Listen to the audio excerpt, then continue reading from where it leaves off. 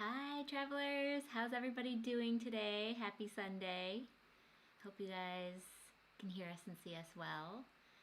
And it seems like we already have a few people on. So hello to Mary Ellen. She says that she just made her second cup of coffee and is ready to stop for chat. So Derek's on like his I don't even know number cup of coffee. We were over in St. Ives last night hanging out with some friends of ours. One of whom I interviewed on this channel back in March, our friend Graham. And him and his girlfriend were basically like in Cornwall the same time as us, coincidentally. So we were about, what do you say, like 35, 45 minutes away. 45 to an hour. Exploring a new town with them. Yeah. And Derek just needed a little coffee boost this morning after that. Hey Thomas Reiser, how's it going? Thank you so much for all of your information that you've been sending us throughout this trip. Sometimes though I joke, I'm like, ooh, Thomas just sent us something, I hope it's not bad. But from like a bad news perspective, because yeah, it's usually around quarantine and restrictions. So everybody's background, Thomas has been sending us like basically the breaking news of UK stuff that we need to know before we even know it. We have BBC News on like all the time, so he's on the pulse. Yep. Really, really good to have in our pocket here. And then Eric Brown, hey Means Team, he says, so Travel Adventures with Eric B, welcome to you. Thanks for joining. What's up? Mary Ellen 5, well, yeah, you think it's your fifth cup of coffee, is that what you said? I wouldn't doubt it. He's been dragging today. But we've also moved on to, I have a Magner's cider. It definitely has like a orange color. Very Irish cider. Yeah, very autumnal color that's going on in here. It's quite folly. Yeah.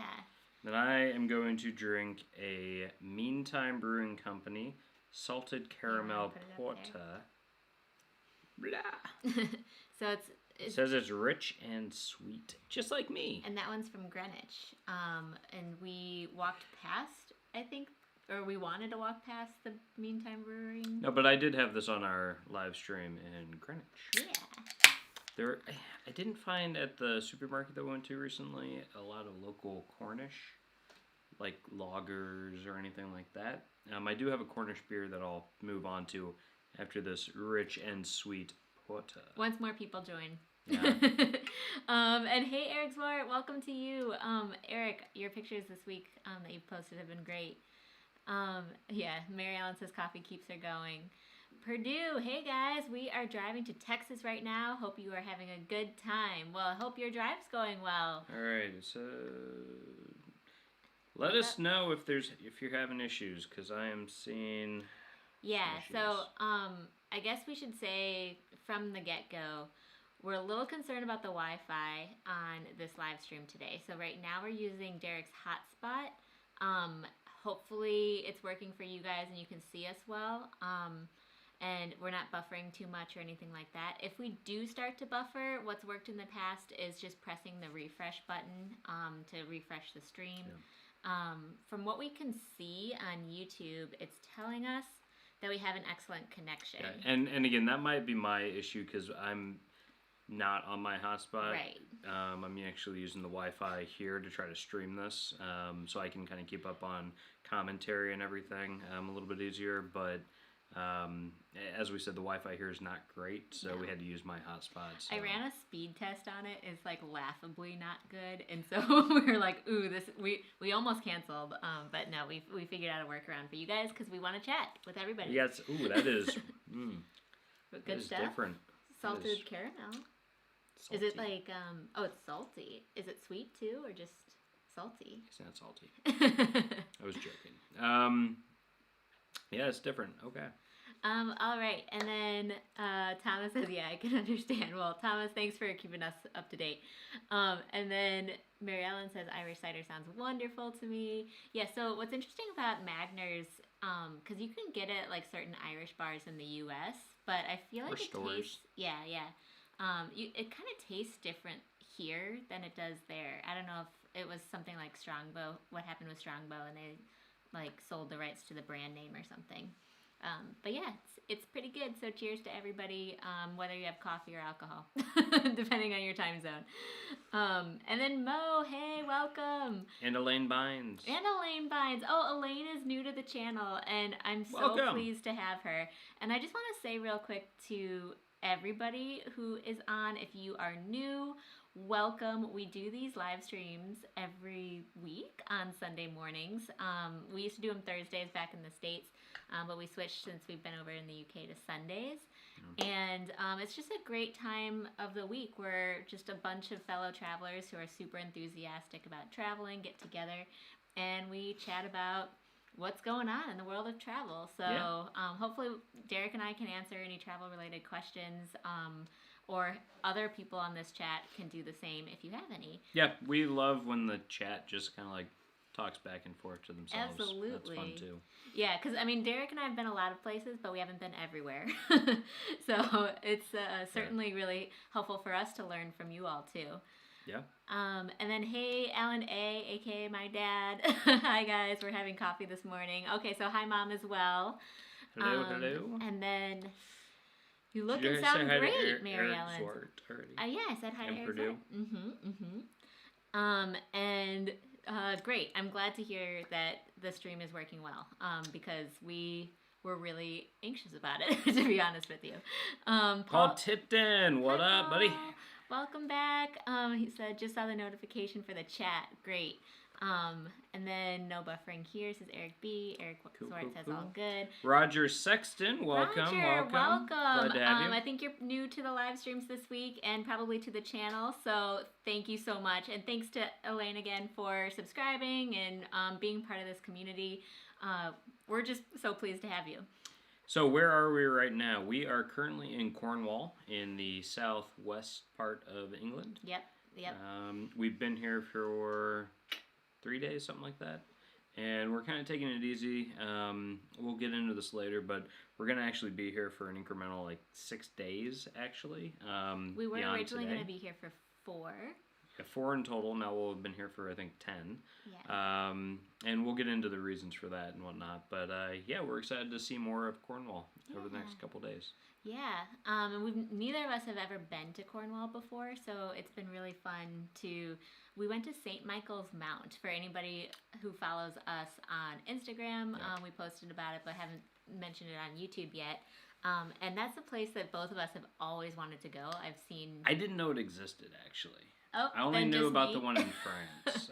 I knew about Mont Saint-Michel in France, and I always wanted to go to that one. And Eliz was like, I really want to go to St. Michael's Mount. I'm like, I don't think that's here. And I think you're pronouncing it wrong. And then, then I realized my folly, and it was cool. It was very neat. Yeah, so for those of you who aren't familiar, it's this kind of small island in Cornwall that you can only access during low to medium tide by foot. Of course, you could always take a boat over there. But it's in this bay that the tides go in and out so drastically that it uncovers this one... Like a cobblestone causeway. Like a cobblestone causeway that you can walk across during low tide. So it's really picturesque. There's like a castle and a bunch of stuff up there. It's very pretty. And of course, we didn't think... I mean, we've been so lucky with COVID-19, touring all these outdoor places and being able to just kind of go wherever and not have too many crowds. We haven't had any issues with getting same-day tickets to enter places yet.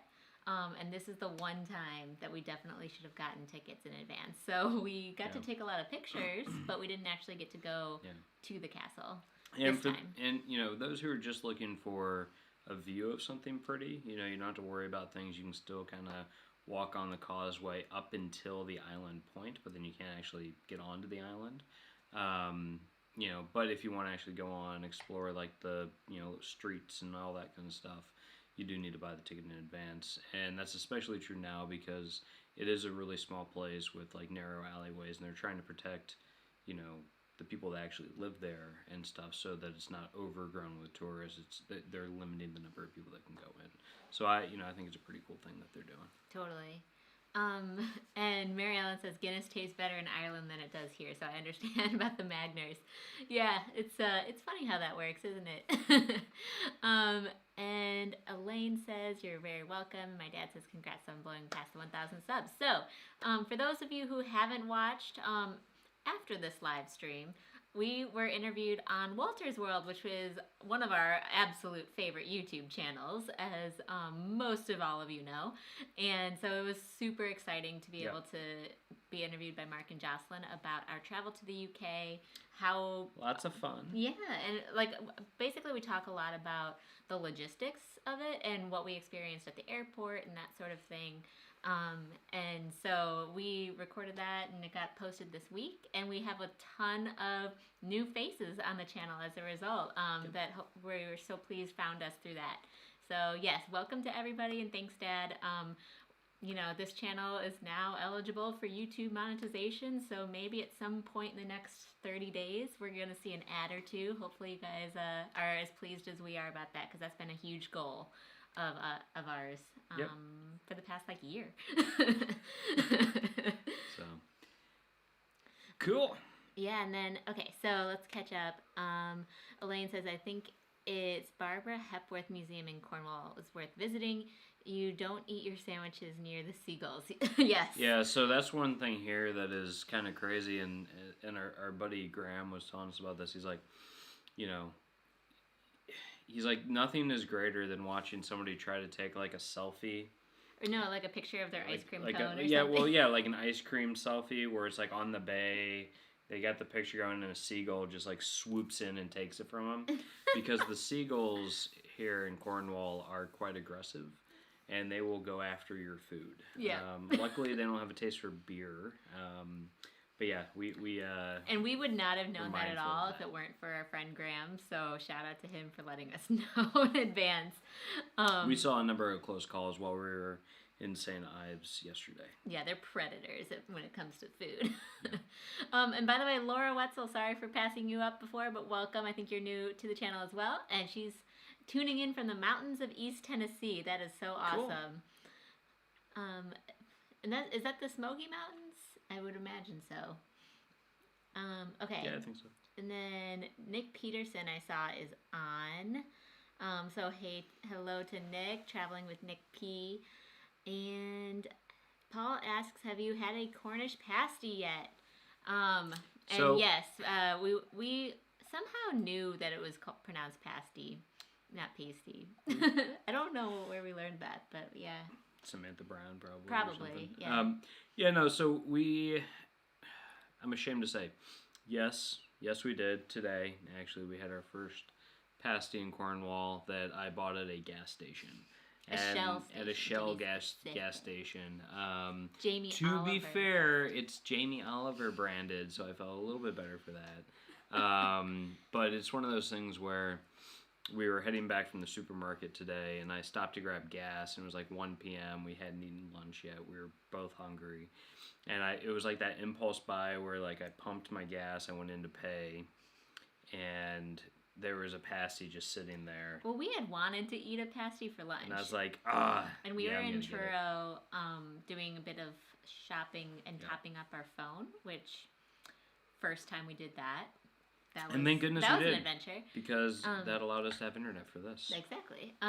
But yeah, so we were in Truro, and because it's Sunday, a lot of the pasty shops were closed, and we just didn't find one that was open. And yeah, the problem was that we looked at the ratings of the ones that were open today, and they just weren't rated well. So we're like, wow, man, I want my first pasty to be like exceptional. And not that the Shell Station pasties rated well. Yeah. Well, but then and then we got hungry. Yeah, then I just broke. I was like, I was like holding out. I'm like, oh, we're going to go to like one of the best in Cornwall. It's going to be amazing. So this is going to be our secret. Just the live stream peeps. Secret for the live stream so people. If there's a filming of us eating another pasty and we, look like it's our first one, it's not. And this is between you and us. But yeah, no, it was. I still thought it was fine. I think Jamie Oliver doesn't use enough salt, but that's just, I don't know. It was beef and veg was the type, and it was just like potatoes and onions, basically. Yeah. I don't know if there's normally carrots. I feel like there are, but I don't know. But that's actually the second pasty that we've had in the UK. We actually had a pasty in Dover as well, in Dover Castle, which actually I thought that one was better. I thought that one was actually pretty good. yeah. And Roger Sexton says, even here in Britain, the French St. Michael's Mount, or Mount Saint Michel, is better known than the one near Penzance. No way. Well, it is bigger. I was looking up on Wikipedia, like the actual land size of the island is significantly larger in France. Yeah. So maybe perhaps that's an element of that. And Musings in Midlife. Hey, Laura, welcome. It looks like she's coming in from Minnesota. Nice. And then, yeah, thank you, Elaine. And she says that she likes us so much that she'll sit through our ads. Oh, Thank you. that is such a delight to hear. The ads have not happened yet, though. So you guys get to enjoy ad-free until further notice. So go watch the catalog now. Yeah, just binge. And then Eric B says, "Hi, YouTube Premium, no ads for me, but I hear you still get a cut of Premium." So actually, our friend was explaining that to us last night because he also has YouTube Premium. That apparently, if a YouTube Premium watcher watches a video, that the maker still gets a little bit of payment from that. Yeah. Nick P says, "Love the part of England out near my favorite England town of Plymouth." Yep. We drove right past Plymouth. We didn't stop. We stopped in Exeter. Yeah, so what happened was we didn't go right by Plymouth. We were probably within like 20 minutes of Plymouth, driving over from, so I guess the last time we were on this was what? A week ago, obviously, but where were we a week ago? We were in Portsmouth. Portsmouth still. Okay, so what have we been doing? So what happened? What's up with us? Hopefully you guys want to know. Since the last time we talked to you guys, mano a mano, or I guess woman to woman, I don't know. Because that means man to man, and I don't want to be gender specific here. Yeah. Person to person. That's a good one. That's better. So we left Portsmouth and our accommodations there. We will say we were actually in Southsea, which is kind of part of Portsmouth. It's on the island of Portsmouth. Somebody figured that out. Somebody's like, you're definitely in Southsea. Yeah. Like, yeah. We left there and we went to Dorset, the Dorset coast, which is a gorgeous part of, southern England where, it's one of the counties is Dorset, and it has a part of the coast called the Jurassic Coast, which is gorgeous. Lots of like chalky beaches or chalky cliffs and arches and things like that.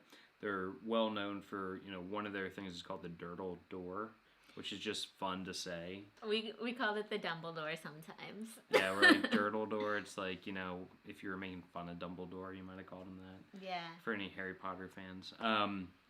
So we went there, we saw that stuff. We were there for like 2 days. We stayed at a really nice B&B with like a very lovely couple that runs it. It's called the Stone's Throw. It's in Weymouth. Weymouth is a great location to kind of post up for a couple days if you're going to cover that part of the coast. Let me just interject. I booked this B&B because... For one reason. Well, not for one reason. Like, it had incredible reviews regardless. But, like, what put it over the edge is that it's dog-friendly, and the owners had these two adorable dogs that I was like, oh my gosh, I want to go play with dogs. And we get there, and the dogs are at their grandma's house, and I was so upset. But c'est la vie. So, yeah, unfortunately no dogs for Eliz to play with. But, it was really nice. And Weymouth was a cool town on its own. It was just very picturesque and beautiful, and they have really nice, like, harbor key area. It was totally worth going to, and, I'd go just to hang out in that town, actually. But, we were there for 2 nights before heading over to Cornwall, which is where we're at now. On the way here, we stopped through Exeter for lunch. Yep. Just lunch. It was kind of like a dinner.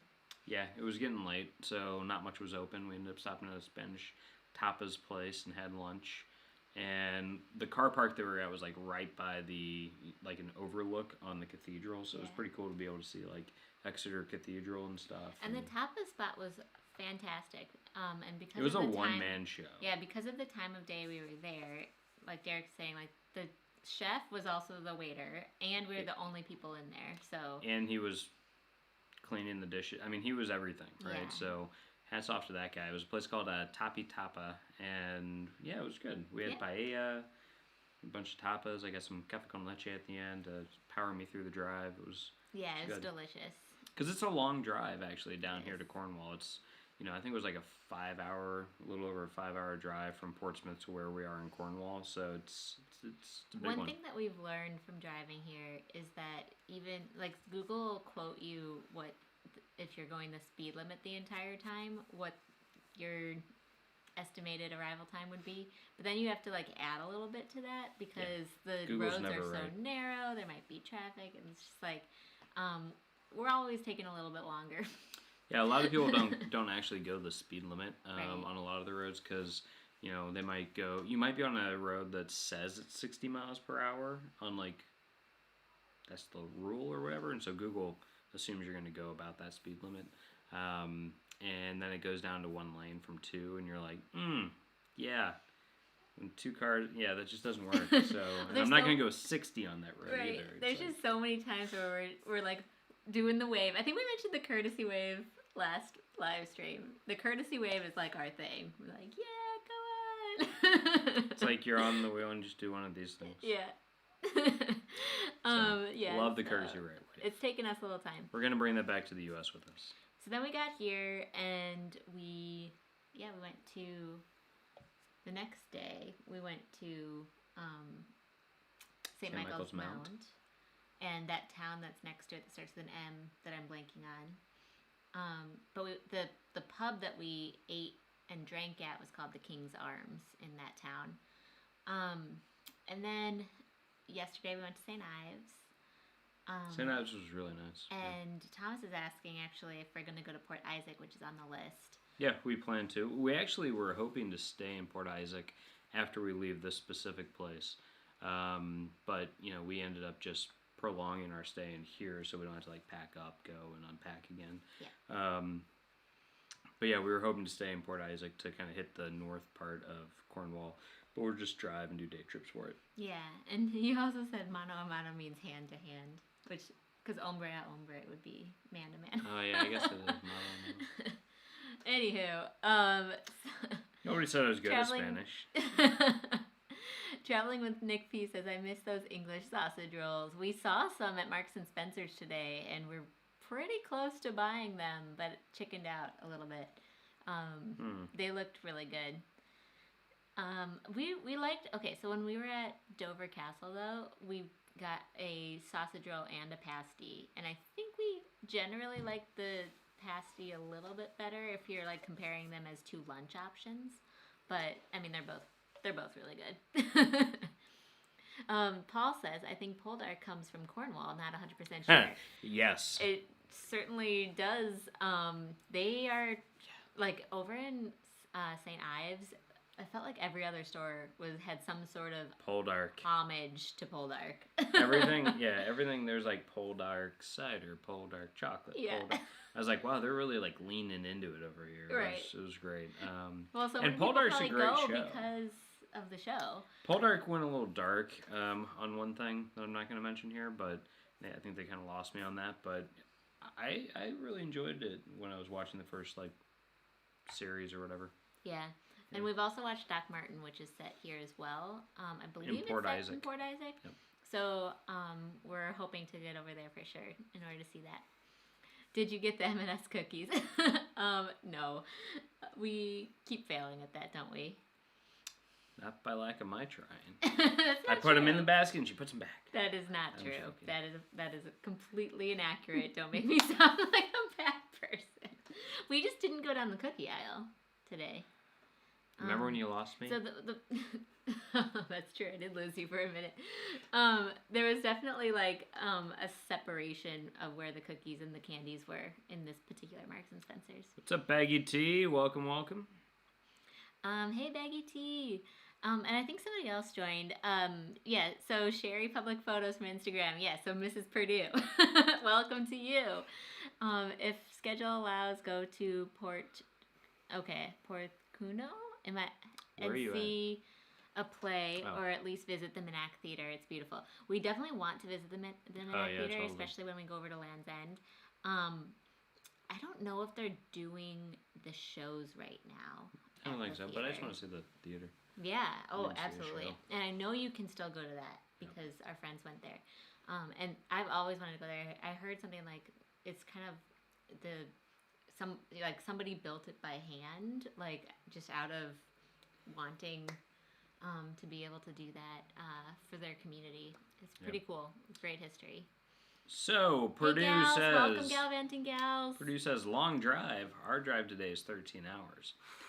That's a long drive, and we've done that before. We've done drives like that, like from New York to Chicago. We did that Just in once. one go. But I will say there's a difference to driving in the UK versus the US from like just a baseline stress that you don't realize you have until you get onto a bit of highway here.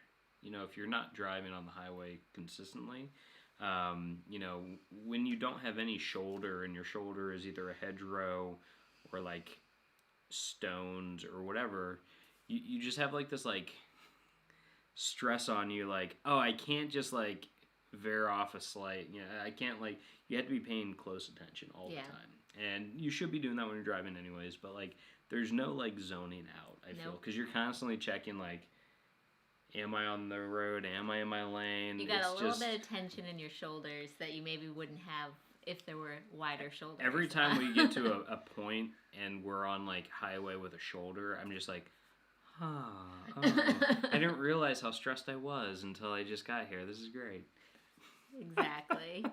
And then Laura also said she's living vicariously through us. We're so happy to have you along. I know there's tons of people right now who can't travel. And we're just trying to be, you know, that eyes that we can give to you guys about what travel might look like. It is certainly, I mean, there's pros and cons to traveling right now. Definitely. We have to be very, very on top of the news. We have to be very mindful of where we choose to go. And we're constantly trying to do like, you know, one step more in terms of, you know, PPE and everything like that with the people around us. Yeah. And real quick, so Paul Tipton is saying, I have relatives in Weymouth, Portland, Bill, and Portsmouth. I haven't seen them in like 20 plus years. So Weymouth, cool. Portland, Bill, we went down to the lighthouse actually on Portland. Yeah. And the Isle of Portland's pretty cool. I think that there's some like really neat views that we saw while we were down there. We didn't get a lot of time. I love the lighthouse. Like, it was cool. It was pretty. But it wasn't, like, for how long you have to drive to get there, I was kind of like, what are we supposed to do now? Yeah, I mean, I liked it. It was one of my first lighthouses that I've seen. I haven't seen many lighthouses. You've seen more than me. I've seen more. It was also my first Portland. I've never been to either of the U.S. Portlands. We were joking about this. They're like, how is this your first Portland? There's two in the U.S. Never been to Portland, Maine, or Oregon. Yeah, no, so I thought it was nice. And then Portsmouth, we really enjoyed Portsmouth, so highly recommend it. Yeah, it was cool. And it looked like there were some really great places to stay on the island of Portland. So like off a cliff. Yeah. There's a like, what's the right word?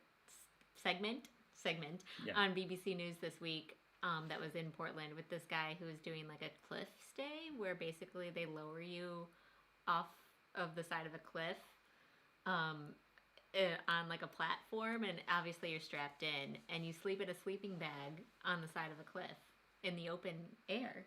Yeah. And we were like, oh wow, that's different. Seems very not comfortable. But I mean, it's, if you're into that super adventure travel, you know, that's a pretty unique experience, and a lot of people here in the UK love that kind of stuff. I mean, there's like camping stores all over the place and all that. Yeah. And okay, so Mary Ellen says she's never heard of Poldark. I think it's on some of the streaming networks. Gals say that they're on the road to Savannah. They were just at the Biltmore Hotel, which is a place that I've always wanted to go to. So I'm hoping to catch up on your videos about that. And then Baggy T says Wales is due to be in lockdown on the 24th of October. Yep. Yes. I think Boris will put England in a 2-week lockdown when October half term happens. Have you got plans in place if it happens? Okay, so we've been probably for the past few weeks just preparing for that type of scenario. Yeah. And we decided we would kind of make a decision based on how long the lockdown might look to be. Understanding that maybe it would start as a 2-week and maybe get extended, that sort of thing. But right now, we're just kind of taking it week by week. So we've decided to extend into Cornwall right now. And if a lockdown happens, then we would pivot. We're keeping a lot of flexibility when it comes to our itinerary. So what we're planning to do after we leave Cornwall currently is we're planning to go up and stay for like 2 days or something like that up in Cornwall. Or not in Cornwall, we're in Cornwall. Up in like Bristol or Bath, as long as it looks safe to do that, on our way up to the Lake District. And the idea is if there is a lockdown that gets announced, typically, our understanding would be that if there's a lockdown, you could still go out and do like a hike or something like that. So we thought that going up to the Lake District would be a good option for that, where we can be very socially distanced, be out of the way, and maybe get a place for 2 or 3 weeks to stay at up there and kind of hunker down, still get to enjoy some nature and all that. So that's kind of one of our potential outcomes if the lockdown doesn't get put into place. Yeah, but we if are it's super monitoring strict, that Cumbria area, which is where the Lakes District is, pretty closely because it is unfortunately surrounded by a lot of places that are in Tier 2 and Tier 3. Okay, so backpedaling just really quickly, the lockdown system that's in the UK currently is a 3-tier system, with certain regions kind of doing their own thing too. So you just have to do your research when planning anything. But anyway, like generally speaking, it's a 3-tier system, with medium, high, very high. There's no low. In terms of risk level for the pandemic. So yeah, there's no low risk. And so a lot of the country that's where we are, for example, is in the Tier 1, the medium risk. And then, for example, London just went into Tier 2 risk, which is considered high risk. And then I believe it's still just Liverpool that's in Tier 3 today. But they want to move Manchester into it as well. But Correct. There's been quite a bit of political back and forth about the mayor of Greater Manchester doesn't want to go into Tier 3 and all this other stuff. So correct. So we've just had to have the news on kind of like every single day, learning where things are trending and looking at the numbers, the stats online, and making decisions accordingly. So I think that answers, somebody else was asking how we choose where we're going and if we've had to change any travel plans. So we didn't have anything necessarily booked because we went into this trip with flexibility in mind, knowing that if we booked 3 entire months of travel in advance, things were gonna get messed up, as they do. But so we've been kind of booking where we're going, kind of 1 week ahead, that sort of thing. But in a perfect world, we were gonna go from Cornwall all the way up to John O'Groats in northern Scotland. Not sure anymore if that's happening or not. If we can make it happen, that area of Scotland is in Tier 1 as well. And where we wanted to stop along the way are all in Tier 1.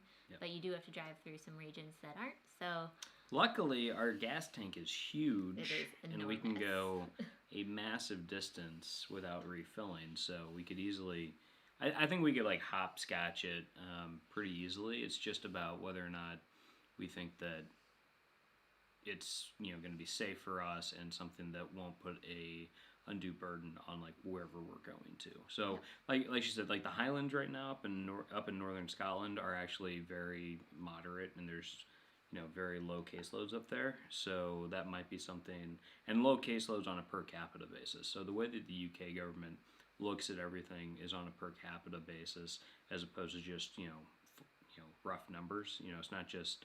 I feel like in the U.S. we talk about just the number count all the time. Whereas here, everything's about, how many per 100,000 people. And they're also very conscious of how many ICU beds there are available, which is important. And they take that into account, which, again, like, super important. So, Elaine says there is an open... Oh, yeah. So, somebody answered... Okay. It's Porthcawl. Yeah, it's the Minack Theatre built by Rowena Code, currently showing horrible histories. Cade, sorry. Through October 28th. Okay, so it's still showing shows. Huh. That's really good to know. It is an outdoor theater and overlooks the sea, so as long as they can socially distance people, I can see that being a thing. Theater was built into the cliffs, basically. Yeah, it's so breathtaking just in photos that we're absolutely going this week at some point. And then Bynes in Port Cuno, Penzance. We'll have to... That's where the Minack Theatre is. Oh, okay. Very cool. And then Laura says visit the Grove Park Inn when in Asheville, which is where the Biltmore Hotel is too. Cool. Yeah, we would love to go to Asheville someday. Mm-hmm. Derek's been in North Carolina, but I have not. Yep, I got some family out there. Yeah. Baggy T says he's never been to Cornwall, but I'd love to go just because of Rick Stein's restaurants. What are those? Tell us more. Where should we be going to them? Yeah, I don't know. Maybe that's one thing that we've found is that despite the so many open rooms at hotels and stuff like that, restaurants we still have to make reservations in advance, especially on Friday, Saturday, Sundays. Fairly booked up. Yeah. We basically got left out of the Isle of Wight. They're like, ha ha ha, you want a table? No. Oh yeah, so had we talked to them about that? When we went to the Isle... Oh, yeah. So it was last Saturday, right before our previous live stream. We went to the Isle of Wight. We ended up getting Chinese takeaway and, eating it in our car. Because we did not think to get a reservation in advance. We're like, there's, no tourists anywhere. It'll be easy. And then, because it had been in other places we had pretty good luck getting tables. But we get to Isle of Wight, and there's no. They're like, no. We're fully everything's booked. Everything's booked. And there's fewer tables too these days, so it makes sense. And then Elaine says, I recall going to some weird but amazing purpose-built village where they filmed many TV shows. Gosh, my memory is so bad. I'm assuming you mean in Cornwall, and that makes sense. That they would kind of build like a set. Yeah. Cool. Hollywood style. So Eric Zwart says, are you guys also visiting Snowdonia? So Wales, Eric, is increasingly under lockdown, and they are stopping people who try to come in from England and questioning people quite a bit. Yeah, and if they're from a tier, like a higher tier location, they're not allowed in right now. So we're a little wary of that. We'll have to look at how things are looking when we'd be ready to go to Wales. We had hoped to actually go to Wales after Scotland.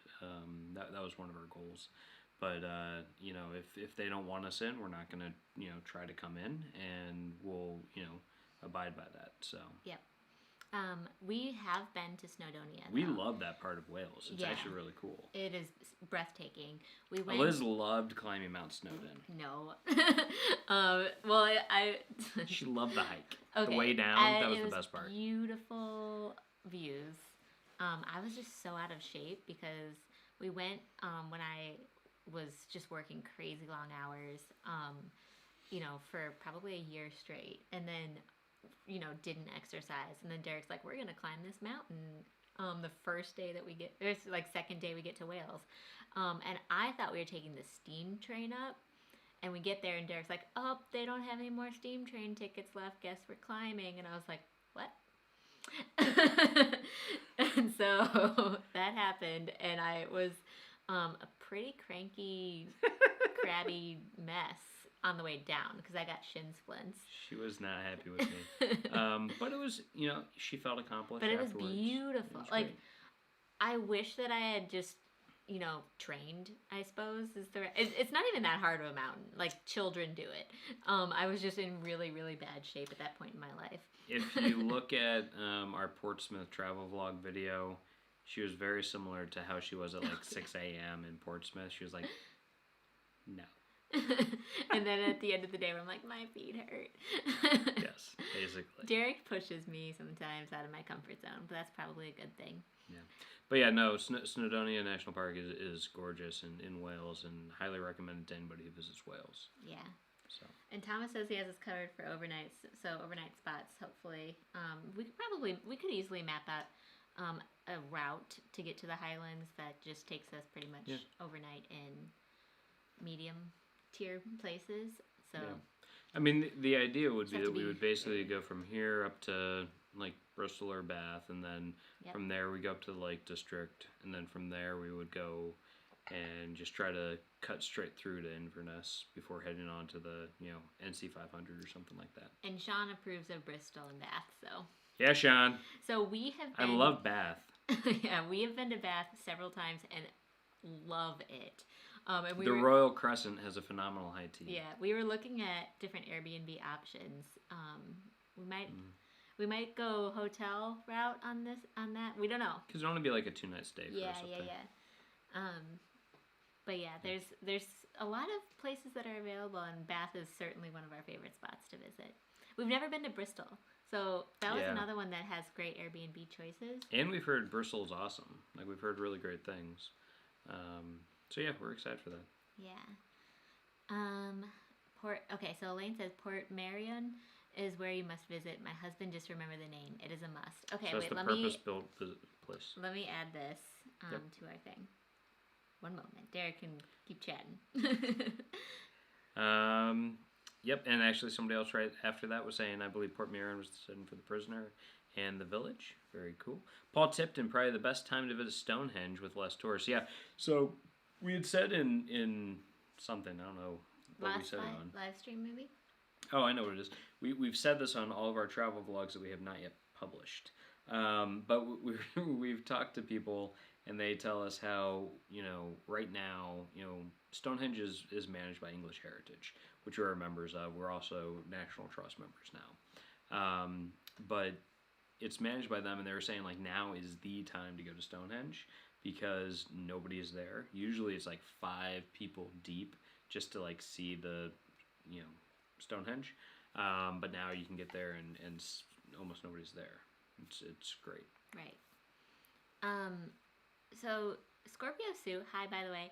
What up, Sue? Asks, okay, so this is going to be a tough question, and I am going to sort of answer it, though, because I think it's important. So, loved your Q&A with Walter's World. I was surprised by pushback from people saying you shouldn't have gone. What do you say to the naysayers? And I think naysayers is a strong word because there's definitely people that it would not make sense for them to go to the UK. And what is important to kind of keep in mind is that we made the decision to come and arrive in mid-September when it was a very different scenario. We made the decision in August. True, we made the decision in August, but we arrived in mid-September, and in mid-September there was a very different scenario in the UK than there currently is, unfortunately. And so when we came out of the our 14-day quarantine, we filmed that interview at the very end of that, which we say in that video. So, you know, towards the end of September, and it is now September 18th, October 18th. And the world has changed quite a bit. So it's changed. Yeah. And so what we said in that video is true for us still, and we're still here. But we would definitely caution people right now, as things have gotten a lot more complicated, that to really consider, you know, the pros and cons of coming here. Yeah, so, I mean, but what I would say about, you know, people who are saying that, you know, Americans generally shouldn't come here or things like that is that I feel, and I had actually replied to somebody on this yesterday, which is that, you know, while America gets a lot of bad press right now with everything that's happening there, and worst hit country in the world and all that kind of stuff. Those who are coming here and going through a 14-day quarantine are not likely to be the ones who are going to bring the virus with them. They're probably some of the more conscientious. I mean, we feel that way at least. Through like truly strict quarantine. Yeah, like the 14-day self-isolation and all that kind of stuff, and are willing to do that. I mean, when we come out of self-isolation, I mean, that it's about as safe as it gets. And then, on the streets, I'd say that, as we've traveled around England so far, we found that we tend to be a little bit more conscientious about, or at least a little bit more paranoid about social distancing outdoors, out of doors, as well as wearing masks, not just when you're inside, a shop or a restaurant, but, on crowded streets, because some of the streets here are pretty narrow, and you're walking within pretty close proximity to people. Even if you're open air, there's still transmission that can happen. So we're pretty, conscious of that, and a little paranoid about always having our mask around. So if we're closing in on people, we put it up, and you guys all see that me stuff. Joke on my Instagram stories about like how pretty I look when I have my sunglasses, my mask, and my beanie on when I'm walking outside. She's got great eyes. Literally, there's like you cannot see my face. There's nothing that is recognizable. If you don't follow me on Instagram, you're probably like you can picture it. Yeah. But we're pretty cautious about all of that. And what's interesting is that we make decisions now based on how crowded places are, and we try to, for better or worse, we try to limit the amount that we are talking to each other super openly in public too, with people recognizing that we are Americans, because we understand there might be some sort of unconscious bias about us. And we haven't experienced any of that really. Not in person. Not in person. On YouTube. On YouTube, yeah. But in person, when we've talked to anybody who's in the service industry, restaurateurs, or people who own and manage hostels or like hotels, B&Bs, things like that. Those people are all very welcoming and kind, and very happy for our business and patronage and everything like that. Because their businesses have been massively affected by all of this, right? People who live here aren't going out as much. Tourists aren't coming in, so you don't have that traffic as well. So they're actually pretty happy to have us around and whatnot. So while there might be some vitriol on the internet, which you can always have because it's anonymous. In reality, things have been pretty good, and we know a ton of people here who they don't have that mindset of like, why are you here? Everybody that we know here has been very kind. So. Yep. Yeah. At least to our face. At least to our face. Yeah. And then. Yeah, so it seems like there's been different questions, so let's try to catch up on this.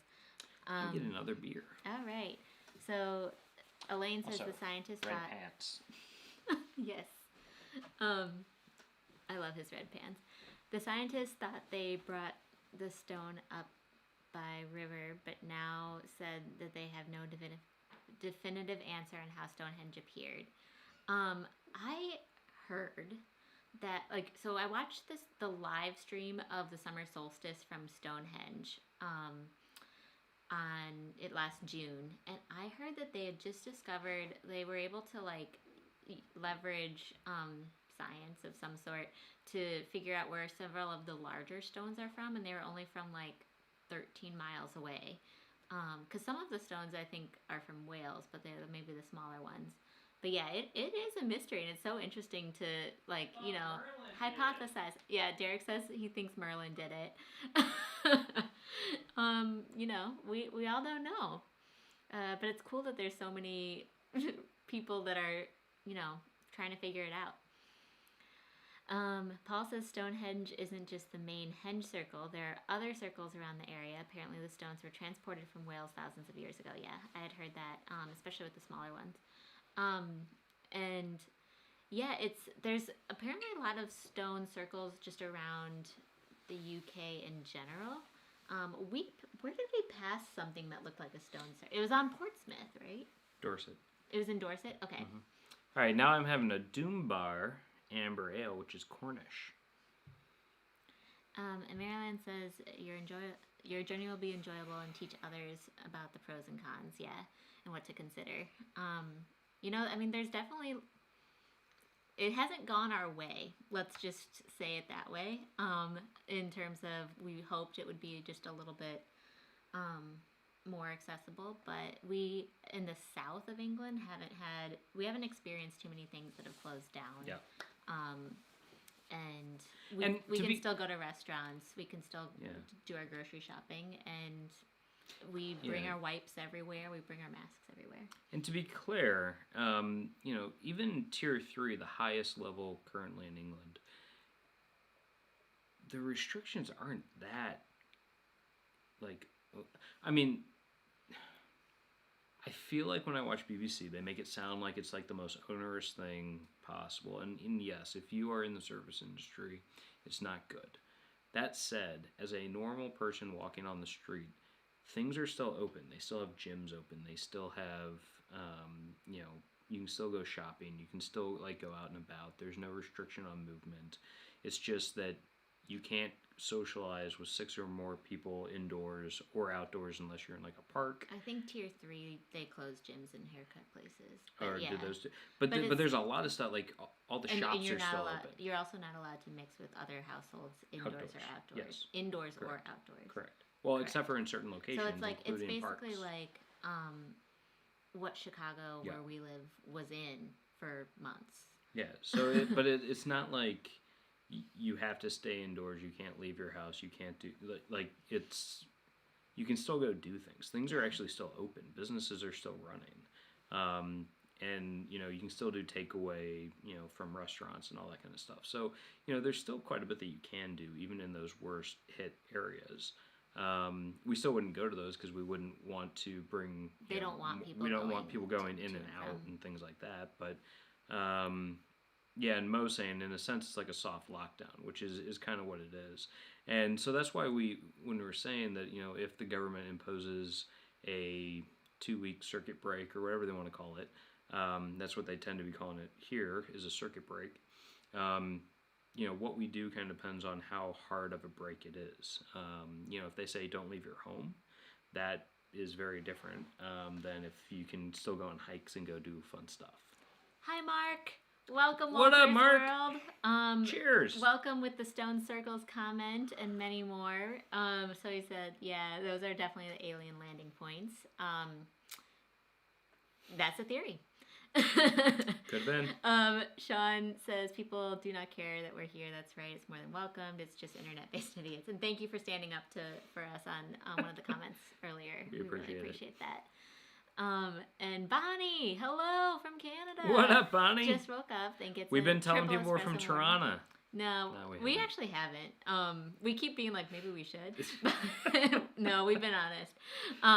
And so triple espresso morning. Derek, you missed the whole coffee talk. Derek is kind of still drinking coffee despite it being almost 5 here, but also drinking alcohol simultaneously. I've got my upper and my downer. He's been definitely needing coffee today. And then, enjoy that triple espresso. I'm on number 3 now of coffee. Nice one, Laura. Paul Tipton says, Derek's right. Merlin made Stonehenge. There we go. Well, this is where we're going to figure it out in this live stream. We hit the jackpot. And just wanted to stop and say, huge greetings and thank you to Mark and Jocelyn for the awesome interview that they posted with us this week. Yes. And we've definitely been able to welcome a lot of new friendly faces to our channel this week as a result, from who found us through Walter's World. And even people who found us on Instagram and we found you on Walter's World. So thanks to everybody who's new. We are so grateful to the Walters and to all of the people that are joining the Means to Travel world. Restrictions can be a bit confusing. Yes. What's great is that the government here in the UK puts everything online. Yeah. So what we're able to do, and I don't know if it would be helpful to any, but I'm happy. If this would be helpful to you, I can send you the link. Just reach out to me. But there's a website that breaks down what it means in totality if you're in tier 1, tier 2, or tier 3. That's on gov.uk, and you can search by postal code based on where you're at and where you want to go about what tier that place is in, and what the restrictions are. So there's resources in order to help you navigate that as a traveler and as a citizen that have been really key for us, for sure. Yeah. And Paul's talking about, it's weird that you can not see family at another member's house, but you can meet anyone in a pub as long as it's in a bubble of 6. Yeah. Yeah, and that is true. And, some people have even been talking about, because, schools are still open, even in the Tier 3 locations. And so they're saying things like, well, what if we go to school together? Can we still be in groups of more than 6? Because, you're interacting with a group of 20 if you're in school anyways, and you're in close contact with those people. And so as soon as you leave school grounds, suddenly there's different rules than when you're on school property. So there's quite a bit of, people are a little bit confused as to, why this, why not that. Yeah, they're confused about, the rationale for the decisions. Yeah. Hey, I'm happy that you guys could let us talk to you about your adventure. Yeah, thanks, Mark. It was super fun chatting with you guys, too. We always love to do that. Elaine says, we are grateful to you and Walter's World for uploading such amazing content. We need this more than ever at the moment. Thanks, Elaine. Glad that you like it. We are a little bit behind on our vlogs because we've just been doing so much that we're not home to actually make the vlogs. We're new YouTubers and we're still figuring out that rhythm, and so apologies to anybody who wants to hear more from us. We want to give you more, but we do update our Instagram stories as much as possible so you can see what we're up to day to day, and then we'll be putting out all of these travel vlogs as they're ready. We had our first Cornish cream tea yesterday. I know. It was delicious. And we tried it both ways, the Cornwall way and the Devon way. So Cornwall, for those who are not in the know, it has to do with how you do your scone, or if you're from the north, scone. But basically, the Cornish way is you put your jam on, and then you put your cream. Devon is you do cream, then jam. I might be a Devon guy. I think I might be a Devon guy. Yeah, the cream then jam felt right in a way. You just kind of, it looked pretty, too, to have that dollop of jam on top. But it pretty much tasted the same either way to me. Yeah. I also got a vegan one, and so I don't know what, I have no idea what was in it. Which I feel like I said that in our Portsmouth vlog when I got the vegan thing. I just, for everybody, I'm not a vegan. I just, we'll dairy, try it every... Well, it's about dairy. Yeah, it's kind of about dairy. Well, when I got that whatever burger, that wasn't about dairy. That was just to try it. But yeah, so for me, because I am lactose intolerant, I got the vegan cream tea, and it was good. I feel like it was like whipped sugar. I was kind of eating like a Crisco icing or something. I don't know. But it was delicious. Ew. Whereas clotted cream is typically not sweet. Clotted cream is typically just very rich. Yeah. Yeah, no, but I love a good cream tea. That is my jam. That is how I prefer to take my tea, is with a scone, cream, and jam. That's how I like my tea. Mark says is the Devon version, the Chicago style pizza version. Mm-hmm. It's like sauce on top. There you go. I understand you, Mark. So we did that. That was fun.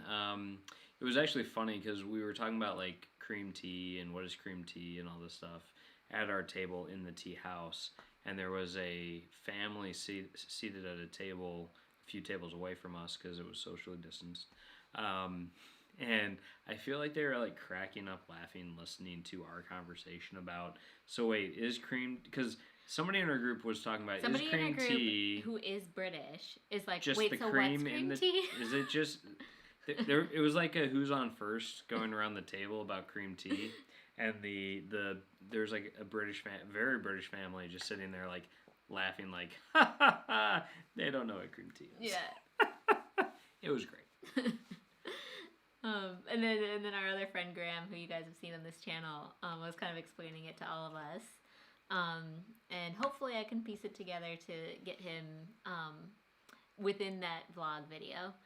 And yeah, so okay. Mark says he's on Team Derek for the team. I don't know what that means. Did we have a team? I don't know. Yeah, and Elaine thinks so grateful to you and Walterville for uploading the content. And then so it was somebody said something about the Magners cider.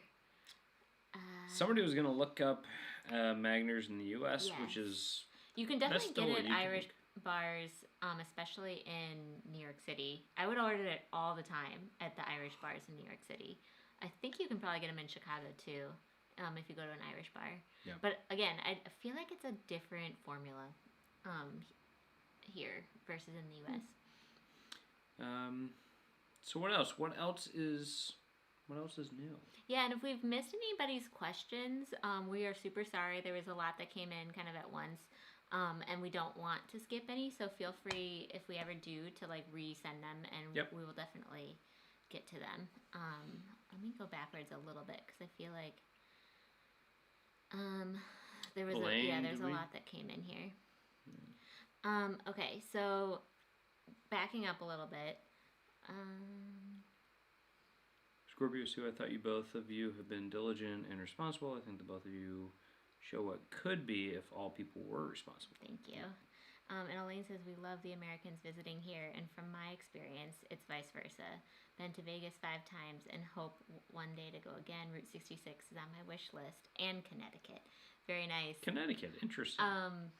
Yeah, I feel like Connecticut is so idyllic and of like so many great New England towns. We went to a long weekend. Elaine, do you like Gilmore Girls? Yeah. Is that why Connecticut's on your list? Because who doesn't like Gilmore Girls makes Connecticut look pretty awesome. There's this place in Connecticut that we went to for a long weekend.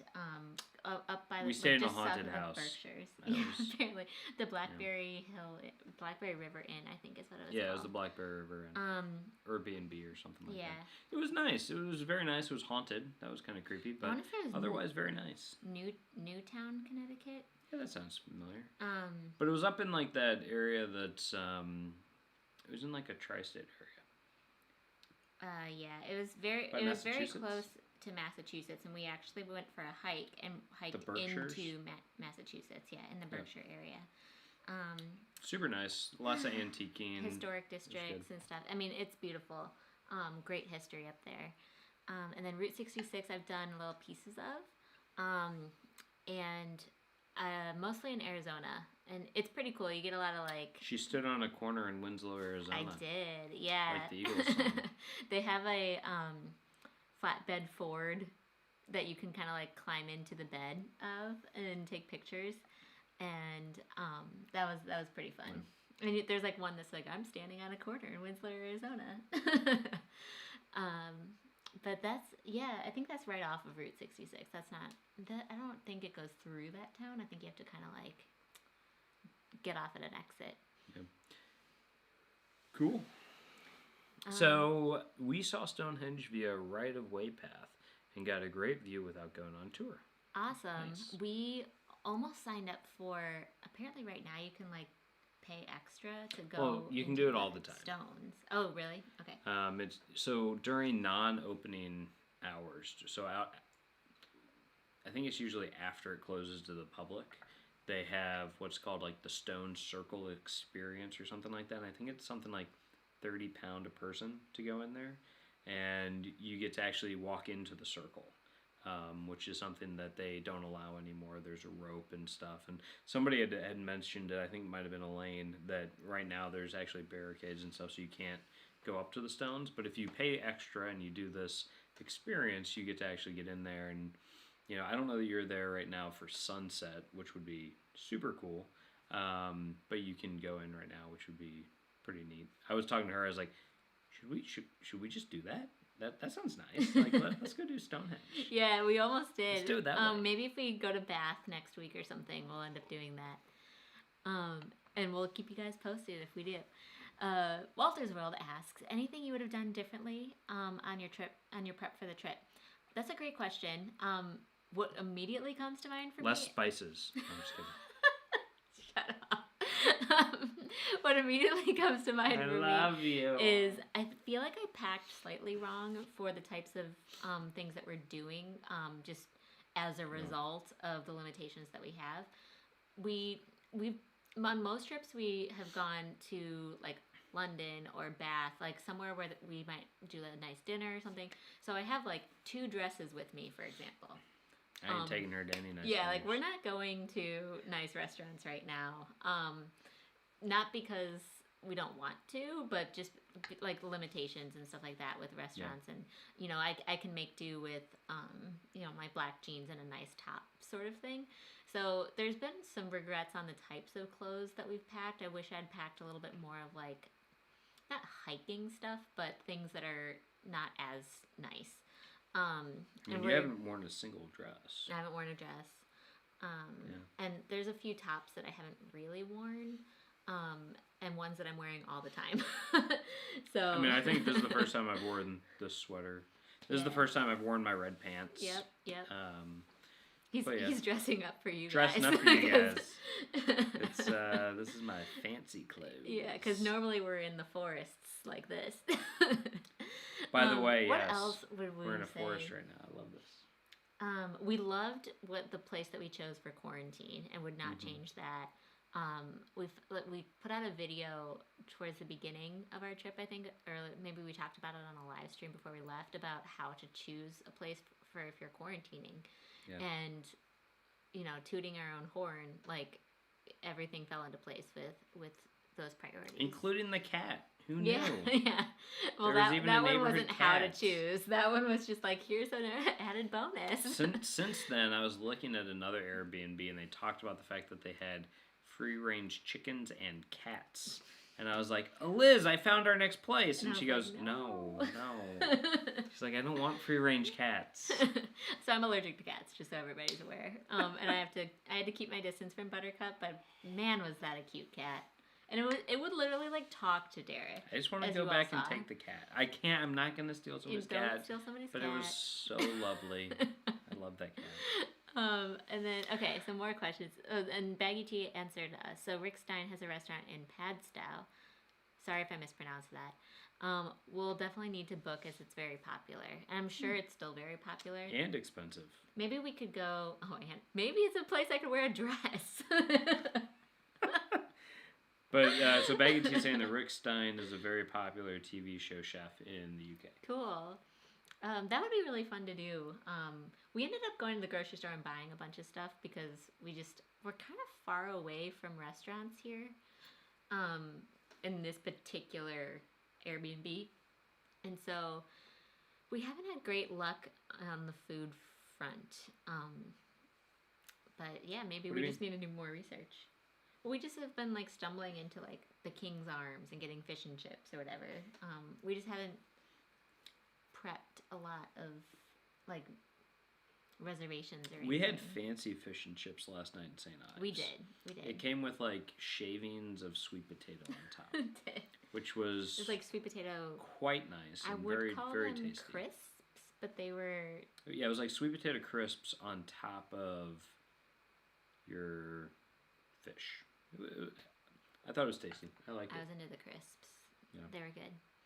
And they still had ketchup for me, which I'm a ketchup girl. And actually, so it was funny, when you got up for a minute, but Graham was telling me, he's like, we actually do have fries here in the UK.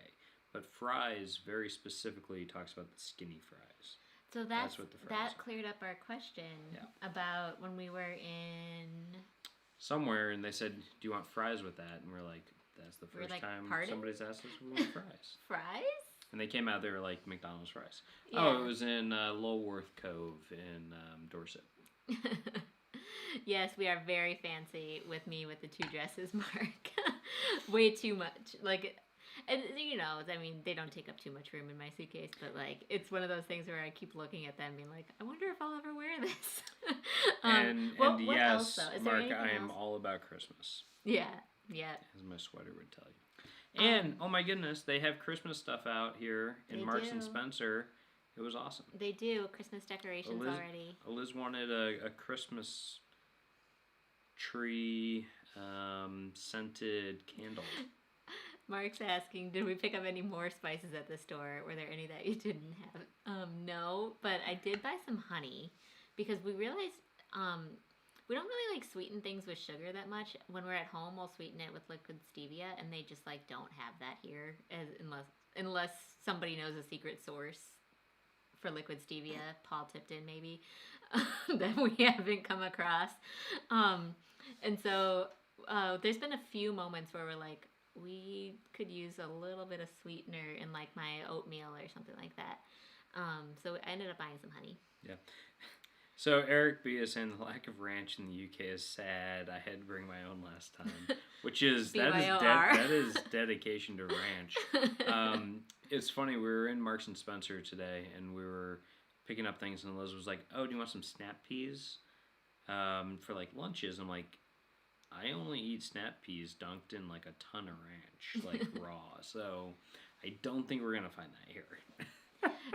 Bye, Mark. By the way, have fun cleaning the house. Say Tell hi to the Queen Jocelyn that we say hello. Yeah, and he says try monk fruit. It's better than stevia. I think we did see a little bit of monk fruit sweetener in the store. I have not tried it before. So Elaine Bine says haunted house, love it. So Elaine, in the UK, I feel like every house could be haunted because I feel like every house here is like when we were super in old. Glenfinnan, we stayed at a hotel that didn't talk about being haunted, but it just looked like it would be haunted. That was up in Scotland, close to the Glenfinnan Viaduct. So if you've seen Harry Potter, when he's on the Hogwarts Express and it's going over like something that looks like an aqueduct, that's a viaduct, and that's that. It's pretty cool. Thomas Reiser used to work in a haunted library. That would be scary. Because Thomas, I want your best story in the comments. Yeah, What's your let us best know haunted those story? stories. Derek believes in ghosts more than me, but I also dislike ghost stories more than Derek. If that makes sense. She's like, I don't believe in ghosts, but don't tell me them because they scare me. Them. Okay. It's more the people that are like so certain that they've seen ghosts, and they're like, "Oh, this is my ghost story. This is my story to tell," and I'm like, I don't want to hear it. Mary Ellen says, I live in an old historic post office building in Connecticut. Sheep in the pasture next door. Oh, that's Holy so cow. cool. That's insane. Oh, wow. So I'm assuming it's converted into like, modern home. Nope. She takes mail. She's a postwoman now. She just sleeps in the mail. She moved in. She took the creed. That is so cool. Although Thomas Reiser history. is a post person. No. Nick Peterson. Nick Peterson. Thomas was a librarian. Sorry. Yes, Yep. he worked in a haunted library. Which I still love the idea of a haunted library.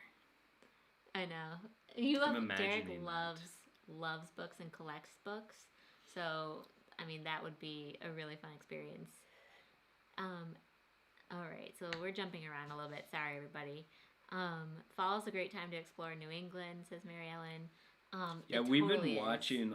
Agree. We've been following all the, or at least I have on Instagram, all the fall colors and everything. Like peak foliage is like happening or has just happened in a lot of the Midwest, and some of those shots are just breathtaking. I'm like, oh, why am I not there right now capturing it? Yeah. But it's pretty cool here too. So. Eric Brown says I like sweet potato shavings. They sound good. They were really good. So Bonnie says we had a snow squall here, and now all the Canadians who are snowbirds are itching to fly out of here. Just wore my winter coat for the first time this autumn. Oh my gosh, it's too early. Yeah, actually, our friends who are in Montana, they just had a snow dusting up there for the first time, I think. So yeah, no, that's understandable. I'm wondering about, I think Canadians can fly to Mexico, but I'm wondering what the snowbirds are going to do. Who have places in like Florida. What did Paul say? Read it. Paul says, I can imagine in a few months' time, somewhere in Europe, Eliz unpacking and out pops Buttercup. I can imagine that too. Okay, you don't understand the amount of times that Derek has said that he wishes Buttercup were here. I just need my buddy. I need my friend. He was our quarantine friend for sure. He was very mischievous though. Like when we did try to grill out, if any of you guys saw that video, he would not let us. He's like, I want to lick that hot plate of food. I'm like, no, you can't have this. Can't do it. And we would like, pick him up and send him over the wall, and then he'd come right back. He would always look back at us too, like, why would you do this to me? Yeah, like, do you not like me? I don't understand. And you were able to say goodbye to him right before we left Portsmouth. Yep. Which I'm very glad you were. I cried, he cried. It was so sad. And then we've seen all these other cats. We saw one in like the Isle of Wight. I was like, it's the new Buttercup. Yeah, Derek keeps being like, where's my new friend? Yeah, where's the neighborhood cats? I've not found one here yet. Yeah, somebody commented this amazing comment on our quirks of our Airbnb video that was like, all of these sound perfectly normal to me. And I was like, even the cat? And we're like, even the neighborhood cat? Because we need to know about this. That's not a thing in the U.S. so much. So Scorpio Sue says, what has been your favorite place thus far? Oh, man. You go. Okay. My expectation was a lot lower than what ended up being the case, and so I would say Devon. Sorry, not Devon. Well, Devon's great too. Yeah, Devon but Dover, great. sorry, is what I meant. And Dover Castle specifically, I kind of had, I think it was because of the Rick Steves episode about Dover Castle. He really hones in on the war route, like the war tunnels, and like the war history there, which all of those were closed when we went. And you mean World War II history specifically? Yes, and apologies. Yes, Dover the World Castle War was II, all war. Correct. But the World War II history, I feel like, is what Rick Steves talks a lot about in his show about that area. And what we experienced because of the limitations around the pandemic was almost none of that part of it, and more of like the older history and the trade between like the mainland and the UK that occurs there. And it was just a beautiful, beautiful spot. We went on a gorgeous weather day too. Oh yeah, it was awesome. And there was like, I mean, we've said this a million times now, I feel, but like there was nobody there. We had the whole place to ourselves. Well, I wouldn't say nobody was there, but it was very few people. It was not densely like packed. It was great.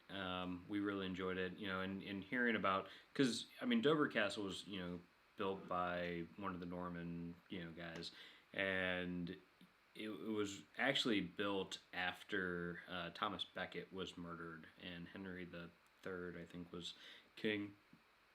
And so what he did was he actually built it as a way to like kind of like show his power and his majesty, and like basically it was a PR campaign to be like, don't mess with me, even though you're pissed that I killed, or that I mentioned David Becket, oh I hate him, and then my knights killed him. He was like, well, how can I turn this into my favor? Okay, everybody's coming to like Canterbury to go visit and do pilgrimage, so I'm going to have it so that they have to pass by this massive castle on their way there, so they can be like, ooh, he's strong, I don't want to mess with him. So that was pretty cool, and the castle is awesome. It's massive. So yeah, that's pretty neat. Yeah, so that whole trip through Kent was a really cool, beautiful Kent was awesome. place. I don't know if that was a factor of being there on like a Monday, Tuesday, but that area of the country was definitely fewer people around than we've experienced in Cornwall. All of the attractions in Cornwall have been significantly more crowded, like noticeably more crowded. Yes. And even like at the Dirtle Door. The Dirtle Door was like that turning point for us where all of us like... That was in Dorset. That was in Dorset, and which is where we were before coming to Cornwall. That was that turning point of like in Kent, Portsmouth, Isle of Wight, and Weymouth, we could very easily socially distance at the tourist attractions that we visited. And then for some reason, as soon as we went to the Dirtle Door, kind of the first of our movement westward, and that area was much more crowded. And we were like, oh, whoa. And when we do put out the travel vlog for that, it was quite crowded. Yeah. It reminded me. And that was on a Wednesday. Yeah, so. It was like a weekday, early-ish. Yeah. So that was a little bit surprising, but and again, that's one of those times where because you're in the open air, nobody was wearing masks, even though people might be like in relatively close proximity to each other. It's especially on like the ascending stairs and descending stairs. So we were constantly just like putting our masks up and stuff during that time. So. And then since then, like as we were there, we drove through a town that somebody on our YouTube channel had commented to stop at called Lyme Regis, right on the coast. And it looked super cute. Oh my gosh. We drove through it. So cute. Like during any other time, we absolutely would have stopped and like explored the town. But this was on a Thursday and it was absolutely packed. Yeah. It was hard to drive through because there were so many pedestrians. And it's one of those places that has super narrow sidewalks and like lanes and stuff. So as you're driving, you just see all these people, and there is not even anything close to socially distanced. I mean, people were about as close as like me and her, just like walking down the street. Not and to the be same fair, it would be very hard to do that. Yeah, it would be super hard to do. So we just didn't stop. Yeah, so we just were like, well, okay, we're gonna keep going. Yeah. Look pretty. Wish we could have stopped and enjoyed it a little bit, but at the end of the day, we need to do it what we feel is right. So. Right. And then when I would actually describe St. Ives, and we went to St. Ives on a Saturday, so I'm not sure how it would be during the week. There's seals. Yeah, we saw a seal. I did not know that was a thing. In the downtown part of St. Ives, it was also that same feeling of, it was very hard to weave and avoid people. But yeah, right. I mean, St. Ives has been beautiful. I would say Dover. What would you say? I really liked the harbor area, like the Key Harbor in Weymouth. Mm-hmm. I thought that was beautiful. Yeah. We were there for a pretty nice sunset, and we kind of had drinks at a pub called the Anchor right on that Key Harbor area. And it just reminded me a lot of outdoor tables everywhere.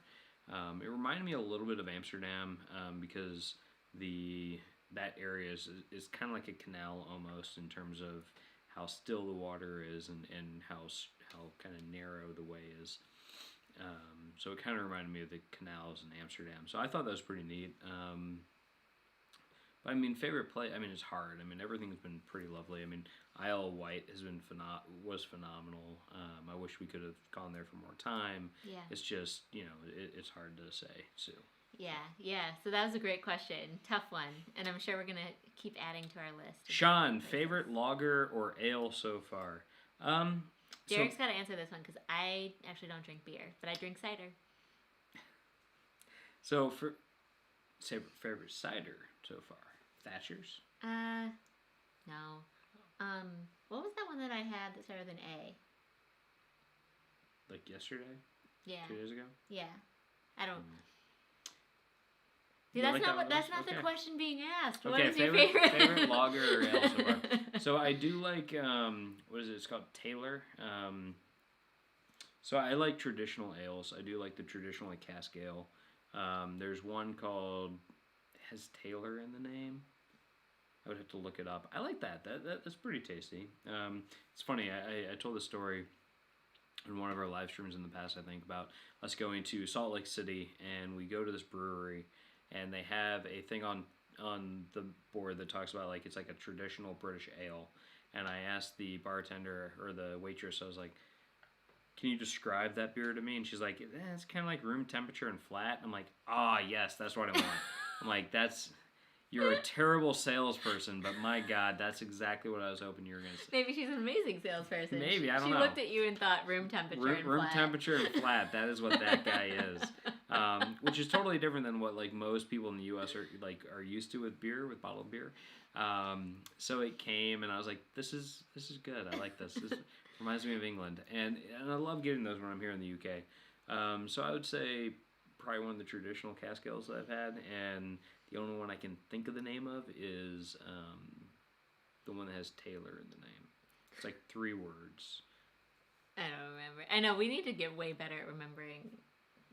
You've been drinking so many different ones because he keeps trying all the local stuff.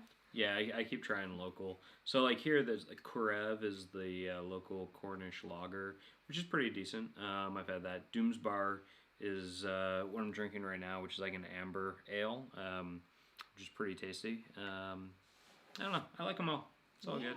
I haven't had any where I'm like, ugh, why'd I have that? You know, I haven't had that yet. So just want to say a quick hi to all the new people that joined. Hey, what Carol looks like S. all at once. Okay, hi Irish in USA, Carol S, Troy Stansel, Lori Sims. I don't think we've said hi to yet, so hello to you. What up? What up? And anyone we missed, sorry about that. But we're getting to you. Welcome.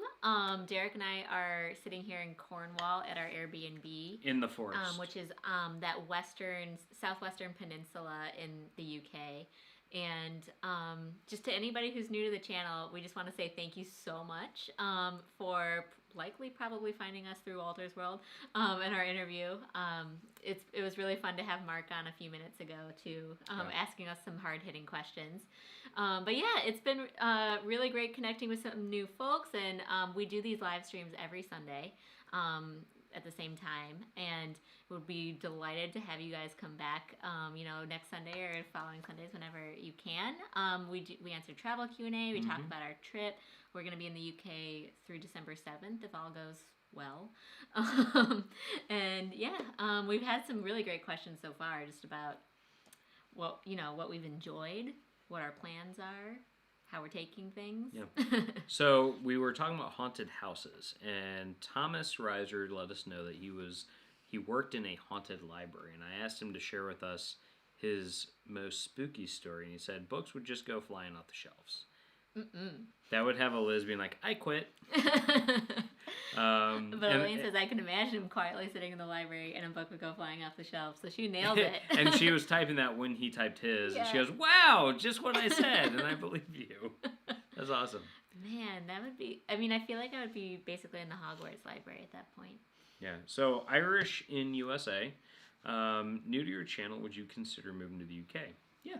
I think that's a layered question in a way. Like, we would want to have the right jobs in place for that. But we love the UK. I especially love it. Derek's just kind of along for the ride sometimes with my admiration. I mean, you like it too. But like, I studied abroad here and worked in London during that time. I interned in London in 2009. And just absolutely, this is my place that if I could live anywhere in Europe, actually live anywhere in Europe, the UK would be it. So this is not our first trip to the UK either, because we've been, I don't know, 6 times previously to this trip. What's good and beneficial to us is that we don't feel like we're necessarily missing out on some of those bucket list things. Yeah. That maybe somebody who might be, first trip ever, might not get to go to because of the pandemic. Yeah, I mean, we've done things like, we've done Tower of London, we've done the London Eye, we've done all that kind of stuff, and, there, we've been to Glasgow, Edinburgh, etc. So for us, it's really about, trying to spend a little bit longer here, do a little bit deeper travel within the UK, see some things that, we think a lot of Americans probably don't go to, because slightly more off the beaten path. And just show different options. For example, Isle of Wight. A lot of British people go there, but I feel like fewer Americans go unless they're on a very long trip like we're on. Yeah. So showing folks what the Isle of Wight looks like was super fun to do. And that video will come out. We promise. We've got videos for all this stuff. Yep. We just need to. One of the good things about this longer travel is it does allow us to book in certain days where we get to stop travel, not feel like we have to just continually go out and do things. We get to actually take a step back and say we have a work day. Yeah. Basically, where I'll edit photos. She'll go and we'll sleep in a bit. She'll edit a bunch of videos and stuff like that, and we can get those out because we have Travel Tip Tuesdays that we try to put out every Tuesday. We're trying to do a vlog a week. We didn't do one this week, but hopefully we'll get one out next week.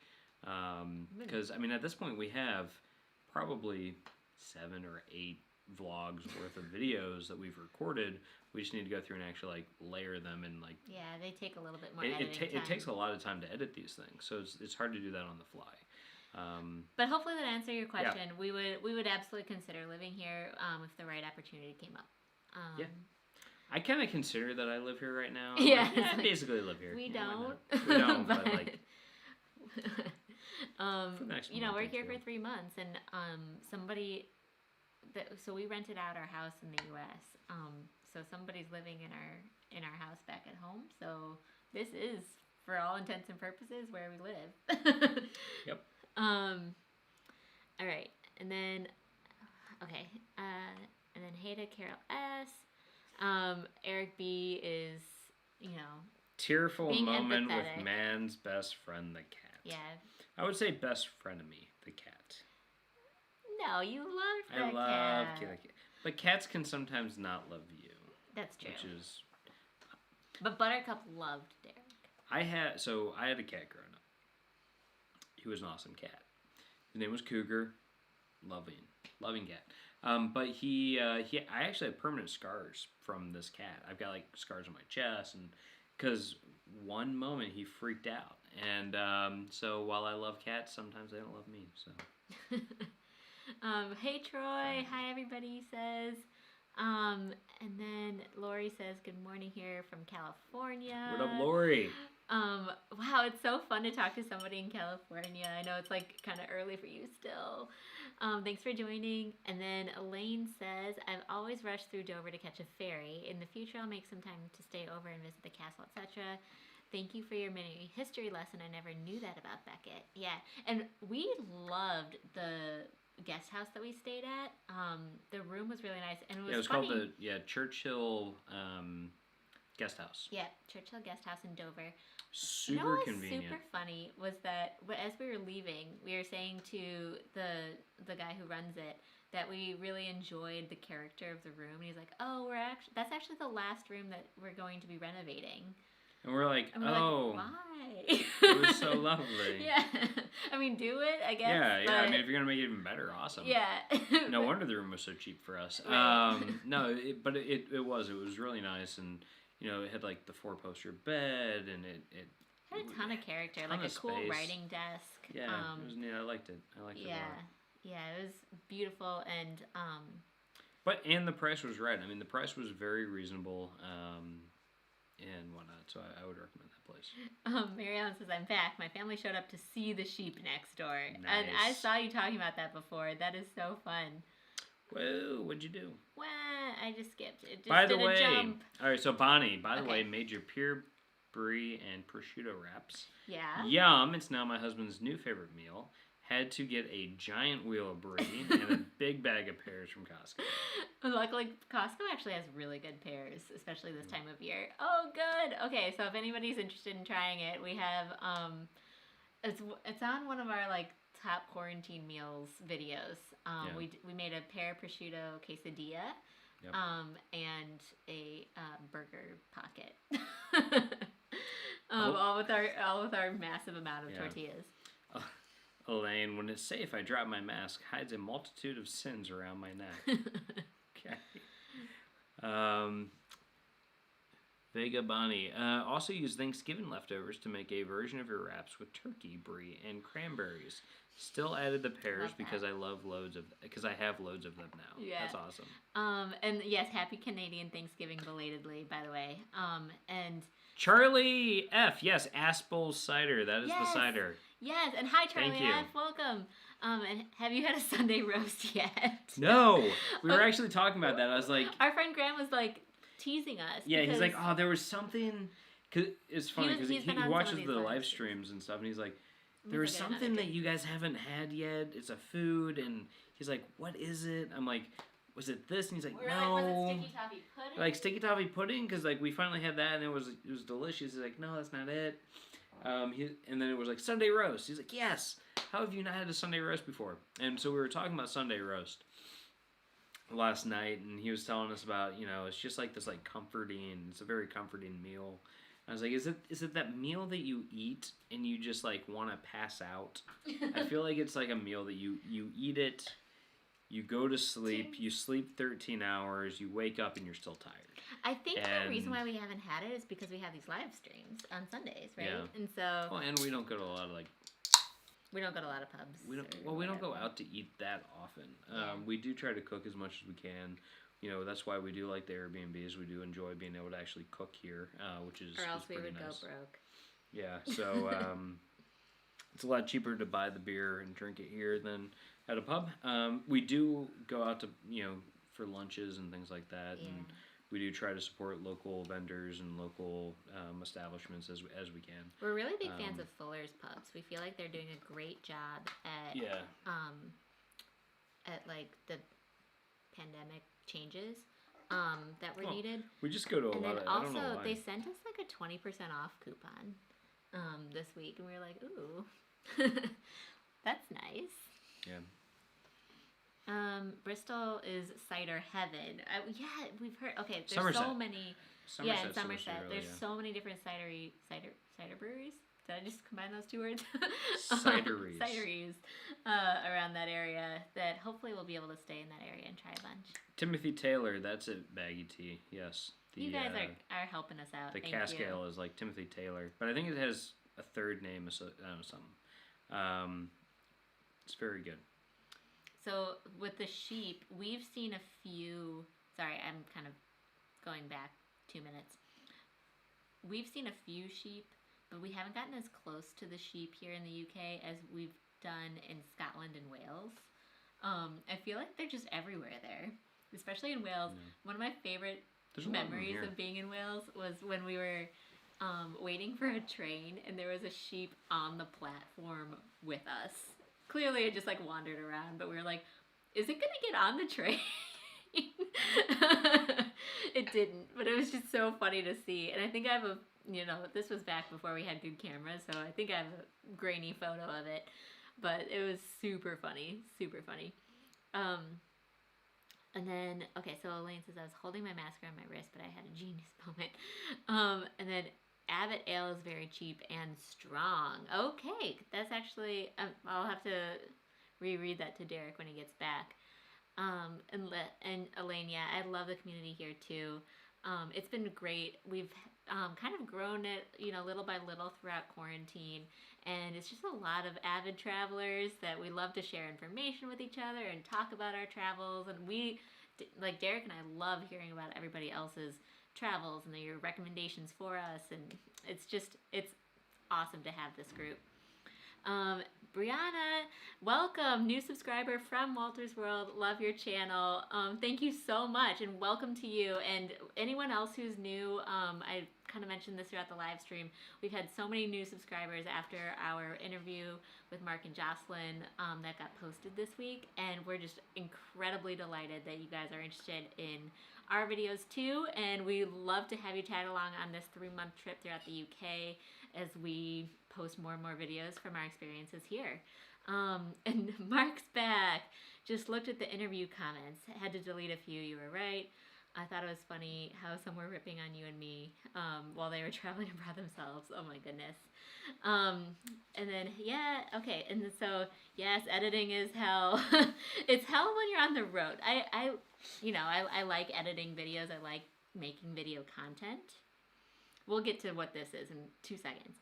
And I like doing that for everybody. It gives me this like sense of purpose of, we're going places and seeing things and sharing it, so that way you guys can tag along, learn from our mistakes, enjoy the. We have plenty of mistakes. I feel like we have so many mistakes on this trip, and we'll share them all as we learn them. Book in advance. Restaurants, St. Michael's Mount, everything. Yeah, and we're just trying to navigate our way through our travels and having fun doing it, and hopefully you guys are liking that. So, real quick, one more thing about Sunday roast, or whatever you want to call it, is that it also sparked another conversation because Yorkshire pudding is like one of the staples of Sunday roast here in the UK, and we've never been to Sunday roast, so we've never had Yorkshire pudding. And it just brings this whole thing about like, what is pudding? Because like pudding can be pudding is dessert, pudding is kind of like whatever pie. Yorkshire pudding is. I mean, there's like a sausage that's a pudding. Like pudding could be anything. There's black pudding. Oh, black pudding. You're right. Oh my that's gosh, a sausage. you're totally right. I'm like, do you want pudding? I don't know. What is it? It's kind of like Tell so me Derek more. and I both have business backgrounds, and I remember and if Mark's still on, he might laugh at me about this, but I just remember when we first had these business classes in college, and I'd be like, what is a widget? I feel like this is just a catch-all word about, like, we're just talking about a noun. Thing. Like, it's just like insert noun here. Whenever I heard, all right, this is gonna lose people who don't do business, but anytime we had an accounting class, stay on.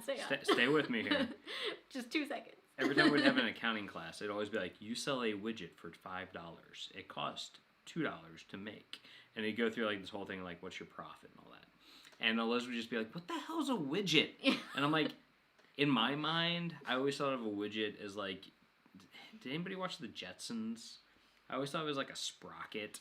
Just like a little like gear. Yeah. That in my head, that's a widget. Is like a little like sprocket, and I picture like Jetson. And it could be any price. And what does anybody remember who Jetson's boss was? I just couldn't think of him. I don't remember. Jetson. Like, I haven't watched that in so long.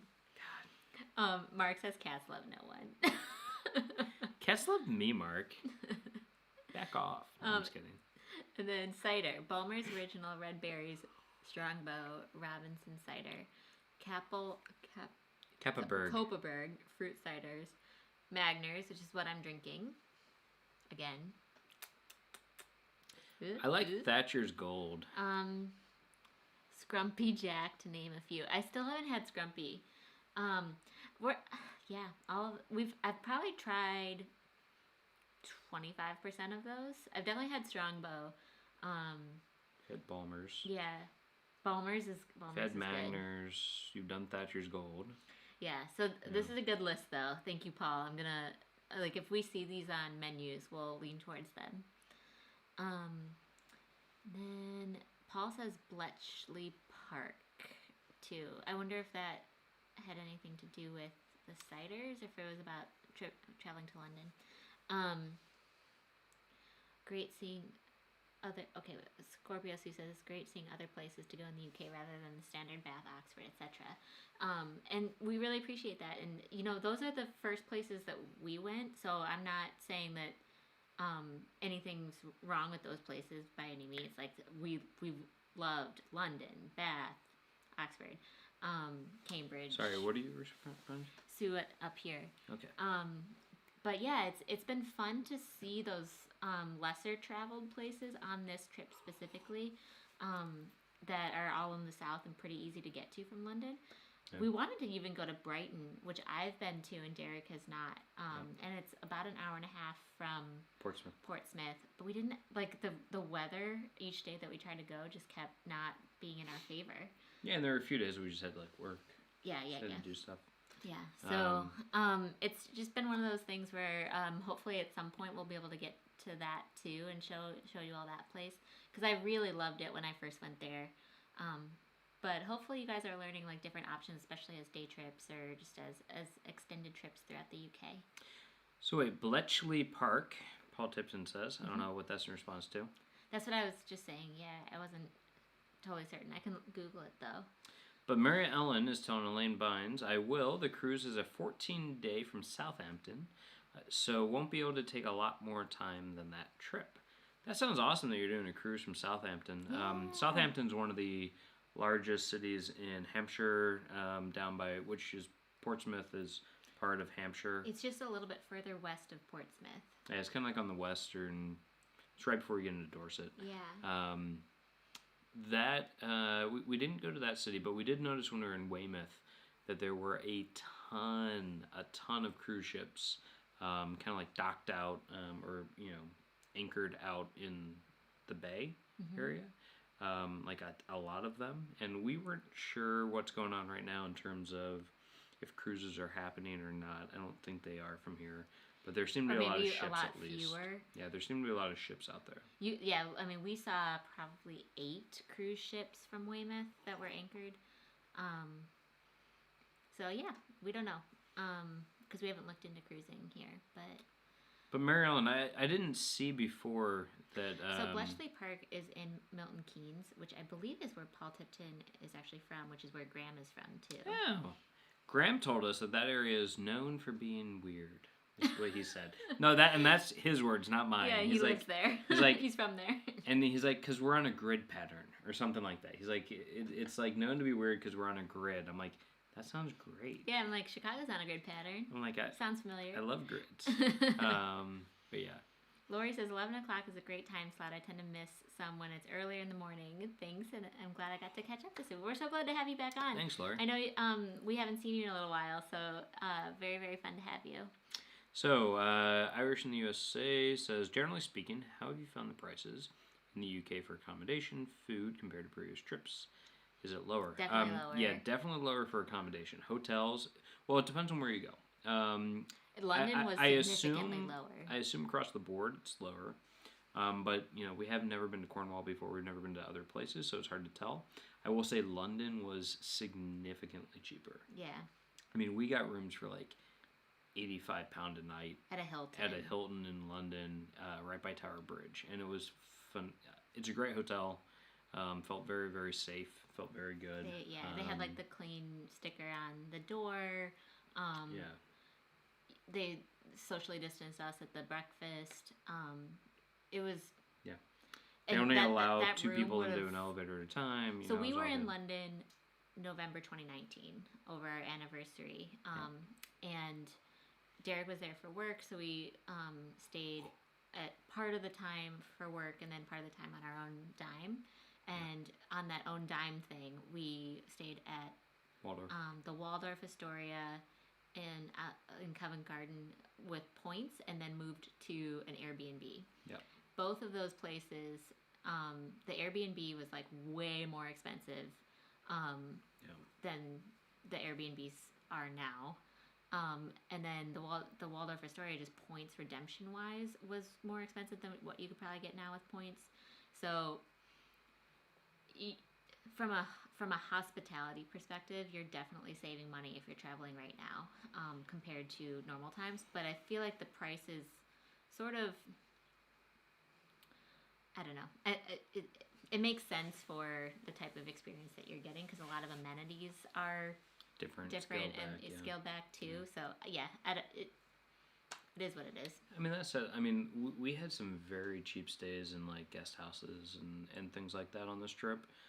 Like the Churchill guest house is a great example of that, where it was super affordable. Yeah. And we rented that like that was on Hotels Tonight, I think, or something. Hotels.com. Oh yeah. But we got that kind of like really last second, and it was a lovely stay. We really liked it. We didn't get it with like the breakfast or anything like that. But, he even said, he's like, there's certain things that usually we would have, like a hairdryer that, we're not putting into rooms unless they're requested. So if you want one, please just let me know and I'll give you one. I guess hairdryers are hard to sanitize. And things like that, which, honestly, if we had just seen like that there was no hairdryer, we might have just thought, oh, this one doesn't come with one, which is not necessarily uncommon. That happens sometimes. And but it's been really nice. And like what I want to say is that, especially for the smaller places where you can actually meet kind of like the proprietor and stuff, like the place that we stayed at in Dorset and Weymouth, the Stones Throw guest house. The woman who runs that with her husband, she's really lovely. She's very nice, very warm and gracious. And they run a great place. We were in a small room. It was very tight. For a very tall person like the Finleys or like Nick P, I probably wouldn't recommend that room especially. But the bathroom's challenging. There's 4 rooms in that guest house, and we stayed in the one that was closest to the front entrance, which for us felt good because there's hand sanitizer right at the front entrance, and they ask you to use it every time you come and go. But it was also just a little bit less of like exposure to you're not walking by all the other rooms and stuff like that. That just was a happenstance of what like we didn't request a room like that. It just happened that way. But the whole place felt very clean. A lot of the hospitality, the hotels are Airbnbs and stuff like that. They're following every single measure. They don't want to get in trouble whatsoever. They don't want reviews online talking about how they didn't do this and this. So we've had incredible experiences at lower price points we've still felt safe. And then we've stayed at Airbnbs that everything's been super clean as well. They even supply like cleaning supplies, wipes. And I mean, the 2 Airbnbs that we've stayed at are like not just apartments, they're townhouses essentially, for under $100 a night. So we get a ton of space, access to kitchen and stuff like that, which a year ago was kind of unheard of. So it's been a little bit different in terms of the price point. The food restaurants are still the same price for the most part. So, but what I was going to say about the place in Weymouth was that, so there's 4 rooms in the whole place, so they have 4 tables in their like breakfast area. So when you stay at a B&B, you typically get breakfast, and they're still giving that, and they're offering you the choice to get your breakfast delivered to your room, and you could eat it there totally socially distanced, whatever, or you could eat it in the dining room if you preferred, which is what we did those mornings. But they have 4 tables, and what they do is when you're there, you get a table, and that is your table the entire time you're there. And they don't seat anybody else at that table while you're there, so that's pretty cool. And they have 4 tables, but they only seat 2 at a time, so they do like 2 seatings, each for an hour. And so it's pretty neat. You feel very socially distanced, and it was nice. It was very nice. Yep. Yeah. And the breakfast was awesome. Mm-hmm. Great cook.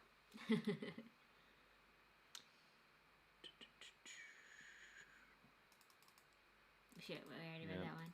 All right, so Elaine is saying, I went on a mini cruise to Bruges in Belgium for Southampton and really enjoyed it. So Bruges is awesome. I'm a huge fan of Bruges. Have you seen the Swans? I mean, it's a great spot. We went there 6 years ago. Yeah, and I actually went last year without Derek. Yeah. But so I've been twice. I know he's very upset about it. But you got to go to Asia when I was there. Yeah, okay. Fine. I was in Singapore. Yeah. Nobody feels that badly for you. I do. But no, I went with a couple of friends of mine. And it's of ours. A fairy tale, just like they say in the movie In Bruges. But yeah, Bruges is gorgeous. It's awesome. Highly recommend it. Okay, so Mary Ellen Dillon. I was in Bruges in 1989 for the World Championship basketball tournament. Loved it there. That's fun. I actually just cannot picture a basketball tournament in that town. It's just so picturesque. It's not. It doesn't. It's awesome. It doesn't it's really cool. Mix. So Baggy T is saying, I love Fuller's Pub. London Pride is a great pint worth a try. I've definitely had London Pride. I had that quite a bit actually in Portsmouth. When we were in Portsmouth, we were at one of the Fuller's pubs right there on the water actually. Such a great pub. It was it was awesome. Called the South and please hold something. Yeah. No, it was a great pub, but I always try to get as local as possible, right? So when we were in Greenwich, I was like, I want Meantime because that's a Greenwich brewery. When we were in Portsmouth, I asked the lady there, I was like, do you have anything good that's local? The Still and West in Portsmouth, right on the harbor, awesome views. So I asked them, I was like, do you have anything good and local? And she's like, ooh, no. As in, we have stuff that's local, but it's not good. So I ended up getting a Fuller's Pride there. London Pride. Sorry, yes, London Pride. I keep calling it a Fuller's Pride. But yeah, London Pride, really tasty. I like that beer. It's really good. And I got a Thatcher's, I believe. Yep. Thatcher's cider. Elaine says, so pleased to hear that my parents used to have a small health shop. The locals need the support. Yeah. Yeah, we like to support the local areas as much as I've been trying to track down places to buy different little tiny mementos. There was a really cool looking spot that I almost bought something at, but it was closed when I went back. It was the Portsmouth or the South Sea Bath Company, I think it was called. So if anyone's in Portsmouth, definitely go there, get a soap or a candle or something like that, because all of them smelled super good and they are made locally. The person who makes it all lives there. And yeah, prioritize your spending. Yeah, thanks, Mary Ellen. We're here for a while, so we're trying to kind of stick within a certain threshold of nightly accommodation pricing, and then save money by cooking and drinking at home where we can. And then when we're out and about exploring, we'll maybe feel like we're splurging a little bit on like a fish and chips and a cider at the place, like whatever we find that looks good. At a pub, So Lee Cal, welcome Lee Cal. Good to have you here. And Kent is known as the Garden of England. Yeah, Kent is lovely. I highly recommend it. It makes sense because it's so lush. It is very lush. That was my first day driving in England. I had driven in Scotland previously a few years back, but that was my first time on this trip driving. And I will say, Kent has some narrow roads. There were times she was very stressed, sitting there. She's like, "You're so close to the edge," and I'm just laughing, driving. Ha ha. And it was a good time. But I will say that Kent was lovely. We went to some of the smaller villages.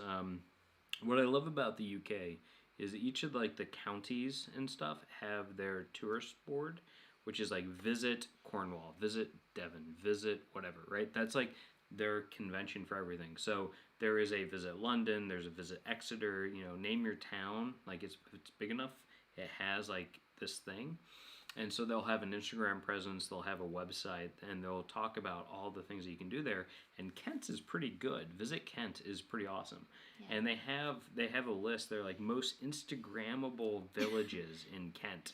And I'm like, Eliz, I hit the jackpot. Yep. I was like, I just started like adding those to my map. I'm like, we're gonna go to as many of these as I can. We stopped in really cool spots that we definitely would not have found. No, we would never have known of these places. Yeah. Except for this. And so I was like, and like you could see the shot. I'm like, I want that composition. It's so beautiful. So we ended up going to Ainsford. Was like one of our first stops in Kent, and that was really cool. There's a castle.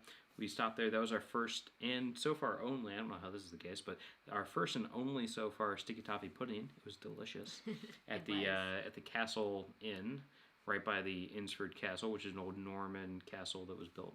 And then we went to Aylesford as well, which is stunning. Yeah. The bridge there is just so gorgeous. It was hard to park, though. Super hard to park. So if you're there for photography, figure that out in advance. I don't even know where to suggest. We parked illegally, I think. I don't know about illegally, but we parked in like a business's parking lot after it hopefully had already closed. Because there was no other cars there, but it definitely said like, this is for this business. Yeah, but we're walking down the street. We'll be back in 5 minutes. Yeah, we should be okay. When we were, it was fine. Yeah, it was fine. And it was like 6 p.m. Yeah. So but it was one of those things where like, where is anyone supposed to park? Because their downtown was only one of those like one lane situations. There was nowhere to park in the downtown, and we couldn't find any like parking garages on the map. Yeah. So we're like, is nobody supposed to visit here? So, we ended up doing, like I said, we parked there, we ran up, we took some pictures, took a little bit of video, and then, like, ran back. That place was really cool. Aylesford was, like, to me, one of the most picturesque, though. Ainsford, we had walked down, and the funny story there was we walked down to a bridge area that was really nice, but a tour bus had, like, flooded its engine trying to, like, drive through a river or something. And so like we get there and there's just like a tour bus like with like water up into its like belly. Yeah, they had a tow truck towing it out of a river. It was oh crazy. My goodness. And we were there and we're like taking pictures. None of that. We're trying to take pictures of like the skyline and they're like, "Can we not be in your picture, please?" And we're like, "No, you're not. You're not." Don't worry. We're not trying to like put you on social media and put you on blast. Yeah. But that's pretty funny. Like everybody was like the whole town was just like laughing at the bus. It was pretty funny. The water was very high, and people would walk by and be like, "Oh yeah, the water is high today." But you felt for that driver. He was probably mortified. If anybody was actually in that bus. Anyway, so I wanted to say Paul Tipton wrote for the Sunday roast, and it sounds like his menu for tonight, perhaps. Roast beef with roast potatoes, Yorkshire pudding, gravy, and a bit of horseradish sauce on the roast beef and vegetables. Can't Beat it. Yummy. Okay, so some post I live still stream don't know day what coming Yorkshire up. pudding is. I know. But Bonnie said that they have Yorkshire pudding in Canada too. And Paul says the word pudding can be confusing. I know. Yeah. So we were eating Vietnamese food while we were in London, and we were laughing at the use of the word bun, because in Vietnamese, bun can mean soup. But then if they were translating something to English, they might mean that as like a bao bun or something like that. Mm-hmm. So we were just like cracking up because it's like bun could be soup or it could be a bun, it could be a bao. And then when we started talking about like puddings, I'm like, oh my god, pudding's even worse because it could be this or this or this or that. It's like, geez. And great. Paul says widget is also a device in a can of beer. I didn't know that. What is? I can't even think of like what that would be. Would it be this thing? Tab? The tab? Yeah, the Hmm. mystery. Mr. Spacely was George Jetson's boss. Yes, Mr. Spacely of Cosmo Spacely. Spacely, according to Laura. She knew the first Cosmo, name. like the Medicis. Spacely Sprockets. I forget. Yeah, exactly. Bonnie Love says it. in the UK they call any dessert a pudding. Yep. Which, yeah, except for like cookies. Yeah, somebody else was telling us that they were here and they were like, oh, they have a lot of good puddings on the menu. And they're like, I don't see any pudding on the menu. Like, oh, dessert. Everything's a pudding. And Mary Ellen's an accountant, so she's validating our story. Bletchley is where they broke the Enigma code, I think. Yes. Oh, I that's think cool. Graham told me that before, too. Yeah, I think you're right, Elaine. And then Kim M, welcome. And she says, I agree. It's nice to see little gems that we may have missed. Thank you so much for coming on to the live stream again, Kim. It's really good to have you. So Bletchley Park is a stately home, Enigma code breakers machine, and Winston Churchill lived there. Very cool. Yeah. So Eric Zwart says, I love the New Forest part, close to Stonehenge, with all the animals just chilling on the roads everywhere, and people blocking their gardens so cows wouldn't walk into their gardens. We got to get to the New Forest. We drove through South Downs, and I wanted to go to the New Forest so badly, but we kind of had to pass it up. But, you know, we got a lot of time. Yeah. So, what are you looking at? Nothing. We're kind of in a new forest, aren't we? Kind of. I feel like the two Airbnbs that we've live streamed from both have accent walls that are very different Very from each fun. other. Yeah. The last one was like a gold trim thing. Yeah. So Elaine Bynes says, cruise ships I think are quarantined. Yeah. Which, like, makes sense.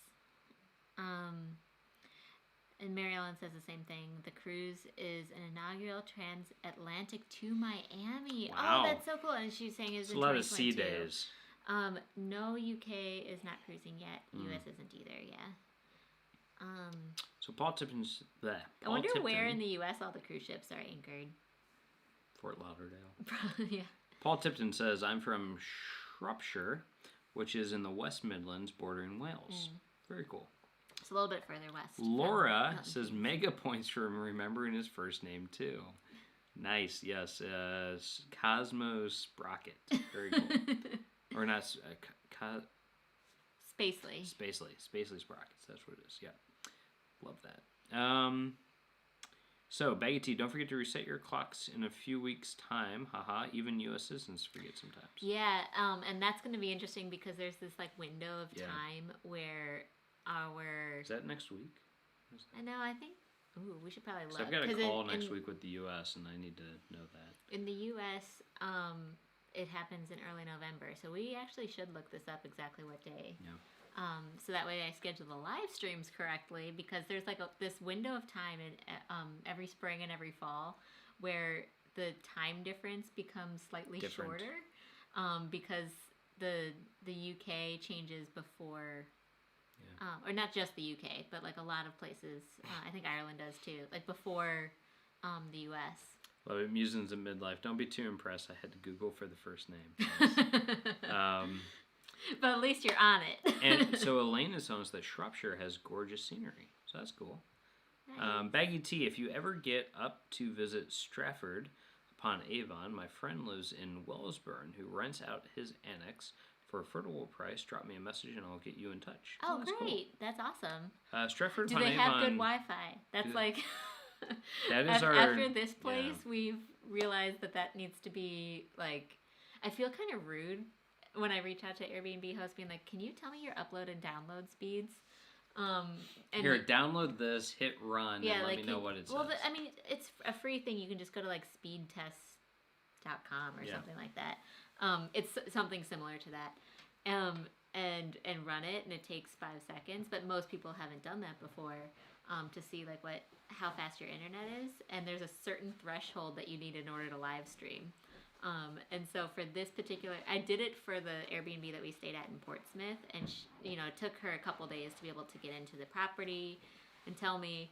And then for this one, we kind of were like, oh, it'll be fine, because he told us they have broadband, and then it was not fine. So anyway, we're learning how to do this. Okay, so yeah, I read that. That would be a great place to stay at, is it right around Stratford-upon-Avon. By the way, Laura, my first name is also Laura. I love that. Yeah, I guess I am, every time I'm reading Musings at Midlife out, I say Laura. Oh, look at that. You plugged in, okay. So our little ring light that we've showed you guys in our Amazon haul video wasn't working earlier because I plugged it into the laptop, but Derek figured out how to plug it into the wall. And now I'm bright. Well, I noticed we're getting kind of grainy. Yeah, the sun's going down here. All right, Irish in USA says, question for the group. Anyone know of great Airbnb within an hour of London Heathrow or Gatwick with a garden? I mean, the one that we stayed at in Portsmouth. It's like an hour and a half. Although, is that a patio or is it a garden? Back garden? Enclosed garden? I feel like they would call it a patio here. A garden, because there's no grass. I don't know. Because I don't know if she needs it for like a dog or something like that. But I bet somebody probably knows something that would have that. Yeah. There's also a lot that we saw that were like Cotswold cottages and everything like that.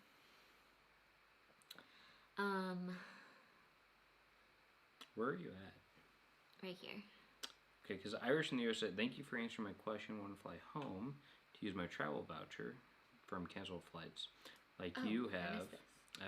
And we'll have to spend 14 days in a hotel, etc. I think I'll wait until May and June, which I assume is why they're asking about the Airbnb. Yeah, I totally skipped that first question, so sorry about that. So yeah, I mean, I would say that within an hour and a half, I mean, Portsmouth is quite nice, and would recommend that. I would say kind of check out, if you don't mind spending a little bit longer after your quarantine, you can do kind of like a month-long stay, and you can get quite a bit off. In terms of, the price, you can get like 40% off, I think, if you do it that way, which is, pretty good savings. We were looking at, we're like, oh, it's like not that much more expensive versus like the 2 weeks just to stay for a whole month. If you're there for like a few extra days, it's like paid for itself.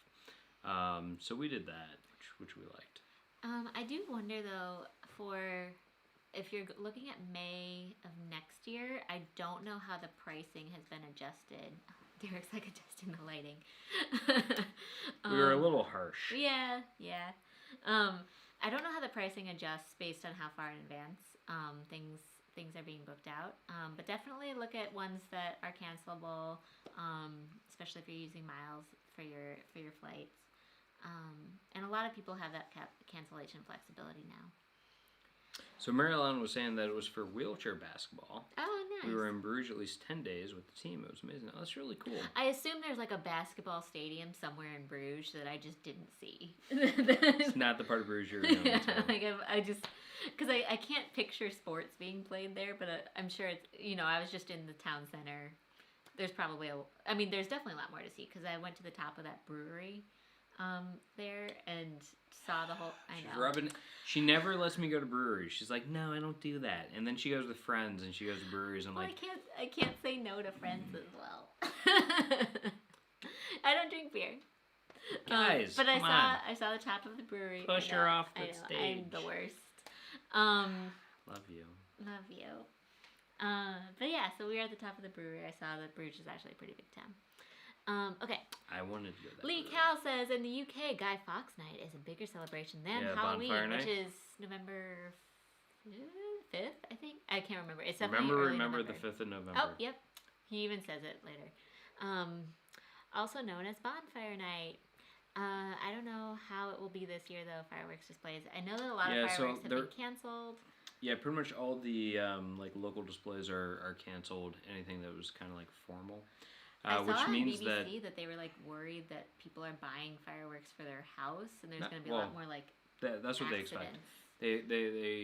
They expect that most people will be doing displays in their own gardens, backyards, etc. So they do think that there's going to be quite a few more accidents than usual in terms of. But hopefully not. You know, be safe. Be safe, everyone. Coming from the U.S., where amateur firework displays are quite common in June, July, August. I would imagine there's going to be some issues. So hopefully people are safe, and if not, hopefully the firefighters are quick to respond. Musings at Midlife has to go. Bye, Laura. Thanks for joining. Everyone's saying bye to her. Yeah, hard to leave a great discussion. Thanks so much. It jumped. It did jump. Holy shnikes. Julia Daniese. Hi, Julia. I don't know if you're in California right now. But yeah, thanks so much for joining in. Really great to have you. Yeah, she and Alexa drove to California this week. Oh, cool. Peace. What's up, Alexa? Okay, and Paul Tipton, says, I've seen a few abroad in Japan. It's a good channel. And Mo was mentioning that before too. I think we skipped it. Is that the one my little brother loves? I think so. It's like a teacher in Japan who did a bike tour across Japan. I think that's the one. Baggy T says Yorkshire pudding is common English side dish. A baked pudding made from batter of eggs, flour, and milk or water. It's a food that can be served in numerous ways. Yeah, that's the one my little brother likes. The Abroad in Japan channel? Yeah. I'm sure he would also love Yorkshire pudding. Yeah.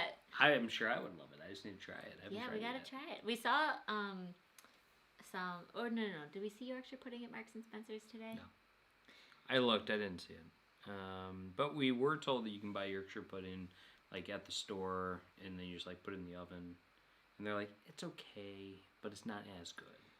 And Baggy Cheese says, I enjoy it with sausage and loads of gravy that is then called toad in a hole. Oh, yeah. Graham was telling us about that. Yeah, that's really cool.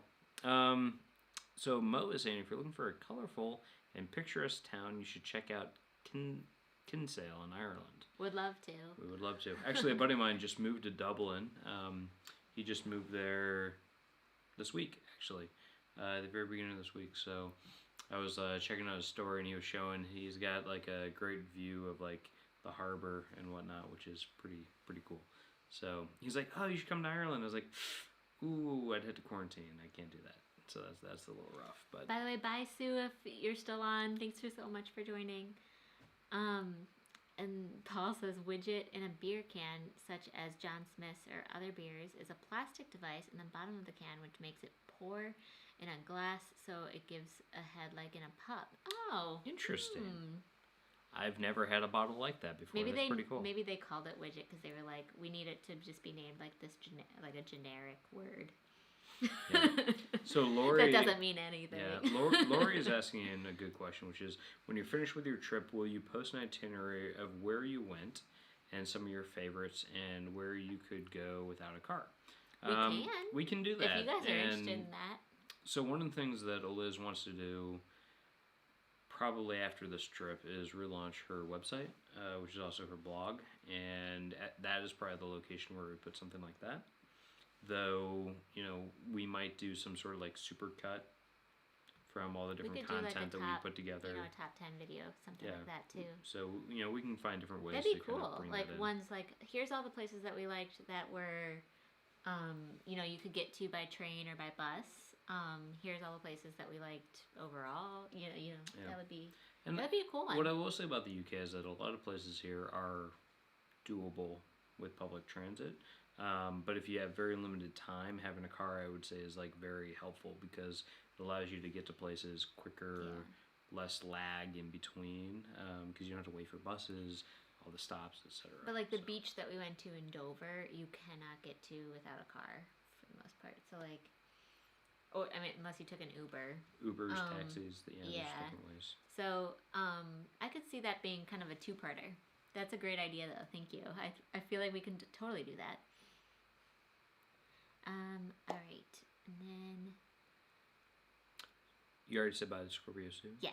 Okay, so Mary Ellen is saying cruise ships are all over the world. U.S.-based ships are mostly in Europe and Bahamas right now. Interesting. And Mary Ellen is also saying that the U.S. time change is November 1. Okay. Yeah, my dad said that too. So we have to just figure out when the time changes here. And make sure we schedule our live streams accordingly. Mary Ellen is saying that Kinsale is beautiful and hoping to get there next year. That's really cool. Oh, Sunday, October 25th is UK Daylight Savings. Okay, so that's before November. So so it's here first. Right. And it's so that means on October 25th is when... A week from today. Yeah, so next week. Thanks, guys, for the heads up. Next Sunday. It's good I'll to have to schedule this. So Elaine is saying, my mother was from Cork, hoping to drive through most of Southwest Ireland next year. That's cool. That's awesome. And Mo is letting us know, was supposed to be there on a long Irish road trip around July, but I'll try next year. So I spent a night in Cork when I went to Ireland with my best friend, and we really we liked it, but I don't feel like I spent enough time there to. I feel like I went to like the market, and then a pub. So I don't have like all of the Cork stuff checked off yet. Yeah, and my wine today was a twist top, so I don't know what to tell you. I got jokes. No, so Elaine was saying that she went to the Mary Rose exhibition in Portsmouth. So the Mary Rose is cool. We didn't get to go to it, but we've seen a lot about it. And that's the ship that they brought up from the bottom of the ocean. I think it was like Henry VIII's favorite warship or something like that, and it got sunk. It got sunk. And so they actually brought it up from the bottom of the ocean floor, and it's being, archaeological I don't know, what do you call that? It's excavated, and looked at and studied and stuff, and that's pretty cool. So yeah, I would have loved to see it. When we showed up to the harbor, we were too late. We were too late in the day. I think it was one of those things where they closed slightly earlier than in normal times or something. I don't know. We definitely showed up. It was pretty usual. Like we showed up at like 4:30. They closed at like 5 or something like that. Yeah, they were like so they weren't letting people in. Yeah, they were in the midst of closing. So we're like, okay, can't go into the historic dockyards. That's a little sad. We could see one of the old warships though, not the Mary Rose, but one of the other ones, and that was really cool to be able to see that just from the harbor front. So Elaine says, I'm not great on Instagram, but I'm learning. I don't like missing out. Well, welcome to Instagram. Instagram's awesome. I really enjoy it. That's my primary mode of communicating to the world, I guess. And we both post stories on Instagram stories throughout this trip. So you might notice it's a good way to figure out exactly where we are. We're usually like a day behind on our stories. It's usually because we go out, explore for a day, and we become exhausted, and we forget to finish posting our stories that we usually don't have access to while we're out and about. Because the Wi-Fi that we need in order to post on Instagram stories is like a little bit stronger. So sometimes we don't have the right cell phone service for it or anything like that. And we plan to do a video on this at some point. Bye, Irish in USA. Thanks so much for joining. Yeah, thank you. It was awesome catching up with you. One of the things we plan to talk about actually in a video on the channel is connecting abroad. And so one of the things we would talk about is this little doohickey, which is called a Skyroam. And we've used a travel Wi-Fi device called a Tepi before too. Yeah, quite a bit. And what I will say about these is that they're nice, but with this thing, you pay for an unlimited plan for whatever, I think it was like $49 in Europe, and you can use it anywhere in Europe, all the data you want, except you can only use 4G data connectivity for like the first 20 gigs, and after that, after the first 20 gigabytes, they throttle you down to 3G, which for things like posting to Instagram is not really helpful. Yeah. It's good enough to like do like maps, like Google Maps and things like that, and like navigate, but it's not really that great for social media. So after the first like 2 weeks or whatever, we'd used up all of our data allotment, and that's a little tough. Yeah. Now, I will say we did just get for 30, I think it cost us like £35, you can get a unlimited data plan on a SIM card. And that's actually pretty good. And that's actually how we're streaming this right now, is through our SIM card. And that might be the way to go. I mean, we're going to do a whole video on like connectivity abroad and all that kind of stuff. But, you know, I'm starting to think that just buying a SIM card for the country you're going to be in is the way to do it. And Biolane, sorry that we might have missed you over. Oh no, she just said she's still here. Like literally 10 seconds ago. Whoa! Okay. And she just said my mother was the youngest of 16 children. That's crazy. That's awesome. Whoa! I Yeah, thought my that's an Irish grandfather family. being dang. I thought my grandfather being like the youngest of 8 was a lot. That's wow. Yeah. It's a lot of kids. And then Bonnie loved Kinsale, Ireland. Oh, your mom said. Okay, Yeah, so Ruth Armstrong, my mother, we says. were just talking about this yesterday. Did you see that on the southern coast of Cornwall? There's a place called Lizard Head. Yeah, we did. We just saw it. Yeah, we haven't been there yet, but we've seen the signs. We see a lot of signs for lizard, and we're just like, what the heck is that? And when we got down to St. Ives, we were hanging out with Graham, and he was like, so there's a place called a Lizard, and it's like Lizard Head, and we're like, are there lizards there? And he's like, I assume a saint probably sent them all away, kind of like St. Patrick. And that Sent was, all the snakes away from Ireland. that was pretty funny. So no, we haven't been there yet, but you know, why not? I mean, when in Rome, go to the Lizard. Yeah, right? we might be I mean, stopping there soon. And bye, Paul Tipton. Thanks so much for joining. Enjoy your Sunday roast, which I assume is what's taking you away. But he is saying, before I go, the Wandering Ravens YouTube channel are currently touring the UK as well. Oh, Why don't you go check them We'll out? have to check them out too. We aren't familiar with them, so thanks for that tip. Yeah, that's right.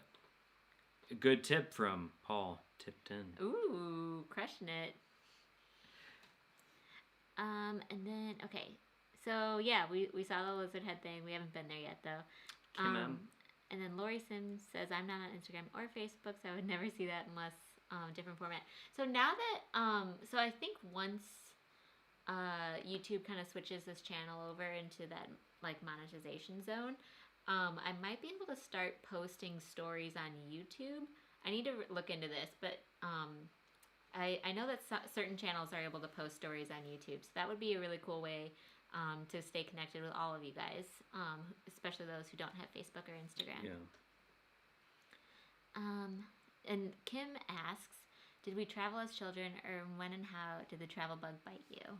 I would say, like, and my parents are on to validate this, but, you know, we traveled, but within the U.S., and oftentimes to, like, we'd go to Florida, Sanibel Island each year, and we would go to, like, family vacation, family reunion type stuff, and I just always really liked exploring new places, and most notably, I had this, like, weird obsession with the Rand McNally atlases, and, like, looking at different maps and stuff like that, and seeing like the names of different towns and different places.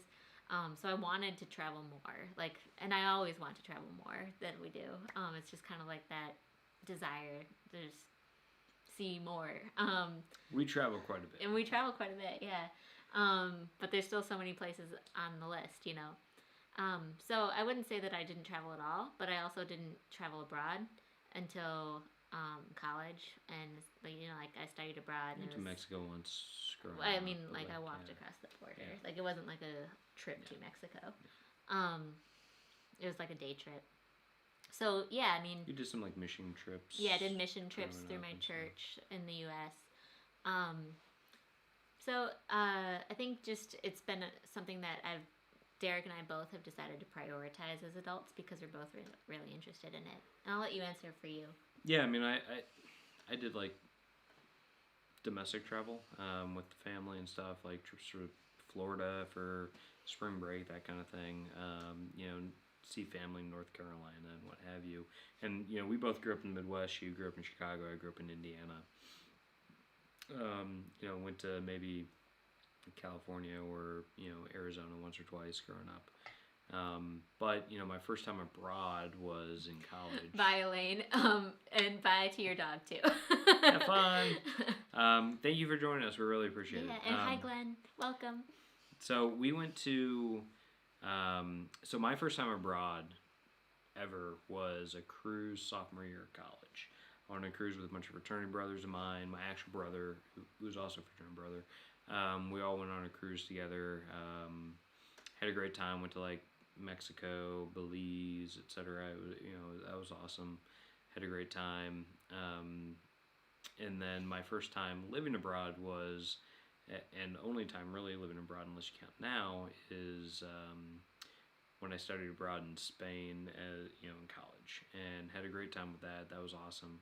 And kind of after that, when we graduated from college, we looked at, our vacations each year as an opportunity to go out and explore someplace abroad. That's kind of what we used our annual vacations for. We went to Wales for the first time back in 2012, I guess. That was our first post-graduation trip together.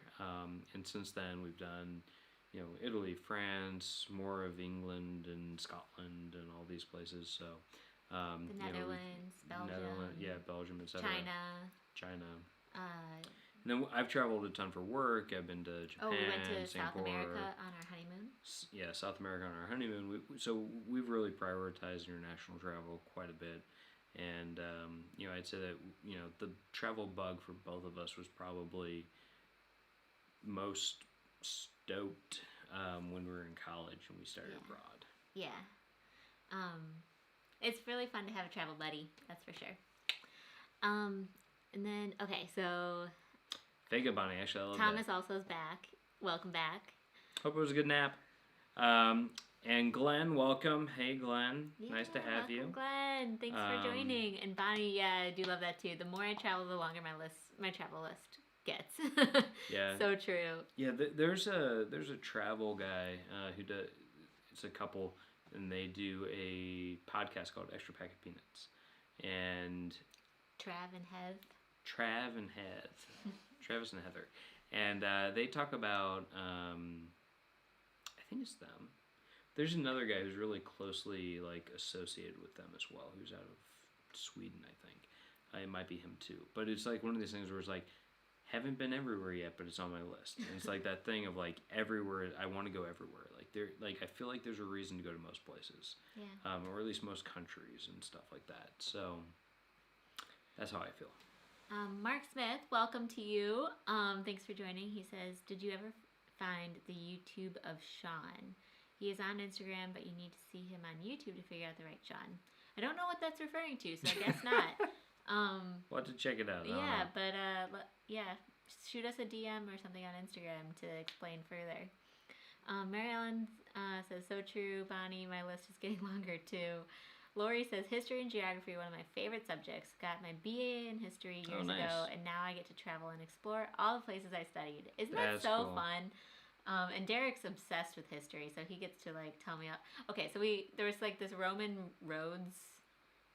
So Eliz turned on. She thought she was turning on the news on BBC, and it turned into the Roman roads in Britain.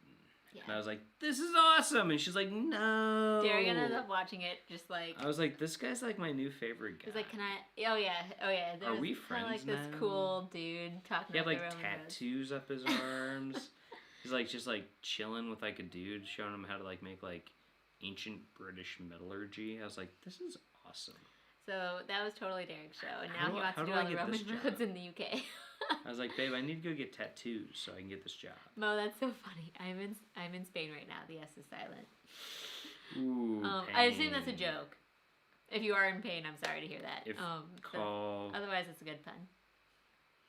333-999-999. Oh yeah, we were talking about this. We were like, okay, so 111. I don't know. There's a 111 number that apparently you call here if you're in a health non-emergency, I guess, and you just want to talk or something. Send somebody at your earliest convenience. Yeah, or like just When you have figure a out moment. if it's something that you need to go to the doctor. I don't know. It was the way that it was being described to us yesterday, because I was like, what is 111? Because I know 999 is like the emergency line. But yeah. Mo says as a joke he would love to be in Spain though. Yeah. Spain is great. I love Spain. We have not been to Spain together since college. No. I went there for work last year and really loved it. Enjoyed it. I was in Madrid. It was awesome, and it really made me want to go back there. If Spain had been open, I would have been probably fighting her to go to Spain instead of the UK right now. Yeah, but they won't let us in. Italy was the same way. I would totally love to go to Italy and spend like 3 months in Italy. That would be ideal for me. Yeah. That's because I do have Italian heritage as well, and the food's great. The food's great, and we've spent time in like Rome, Siena, like Florence, and then like Como, Piedmont, that area. But there's so much more to see and explore. So sorry.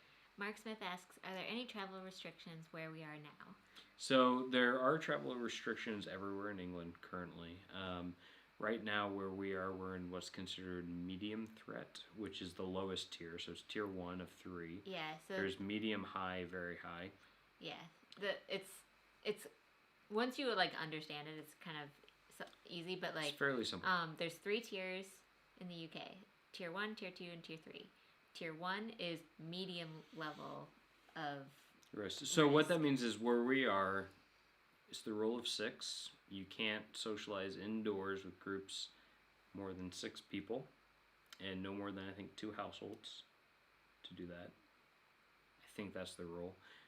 We don't socialize with more than our household typically, except for like yesterday we did see some friends who are from England. They're in Cornwall. Are a household. They are a household. We're a household. We did go and get like tea and stuff. But they're on one side of a table. And we all have to check in with our NHS app when we enter into like a restaurant or a tea house or something. Which does like Bluetooth pinging and tracking to like see if you're within a certain distance of somebody who gets tested positive. It's a way for NHS to kind of like do their track and trace program.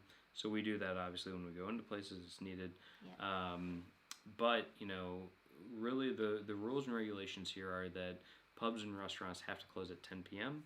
That means it's not last call at 10. It means you're out the door at 10. You have to be on the street at 10 o'clock. And there's been a lot of ridicule for that rule, and I can see it having been to London, because where we were staying, you saw it, which was that at 10 o'clock, everybody exits the bars, and then you have these like jam-packed streets where people are like sardines. And apparently you can like, if you have a plastic cup, you can drink on the street. So people are like walking out with like beers and stuff and just like hanging out basically, and a lot of people are talking about like now there's a bunch of like house parties that are happening which are totally within violation of restrictions, but the enforcement is an issue. So there's a lot of question marks about like kind of how everything happens. Regardless, yes, there are travel restrictions even where we are, which is in the lowest level, and we are in Cornwall right now, which is in the southwest part of England, and the middle part of England, like the Manchester and Liverpool area, are kind of like that highest area, and that's a place that we just would pretty much avoid as travelers at the moment. All right, Catherine Haggerty, welcome to you. Welcome. Thanks for joining. And my dream, create a history channel on YouTube. Yes. No, I don't think I know enough. That sounds like a lot of work. Also, like, so Derek's younger brother's super into history and is majoring in history, right? Yeah. And we've seen a lot of the history channels on YouTube, and they are really so well done. Good. Oh my god, I love some of the history channels. At least the ones that he watches. Yeah, my little brother's like YouTube, like stuff is like the stuff that he watches and pays attention to. I'm like, these are just fun. Like they're entertaining, like fast paced, just like well researched, all that kind of stuff. Yeah, they edit it so the people like don't take a breath. They're so fast paced, and for somebody who's a total like newbie to some of these things, I'm just like, whoa, I can't just take this all in. The term is noob. No, so I mean, it's really cool what some of these people put together.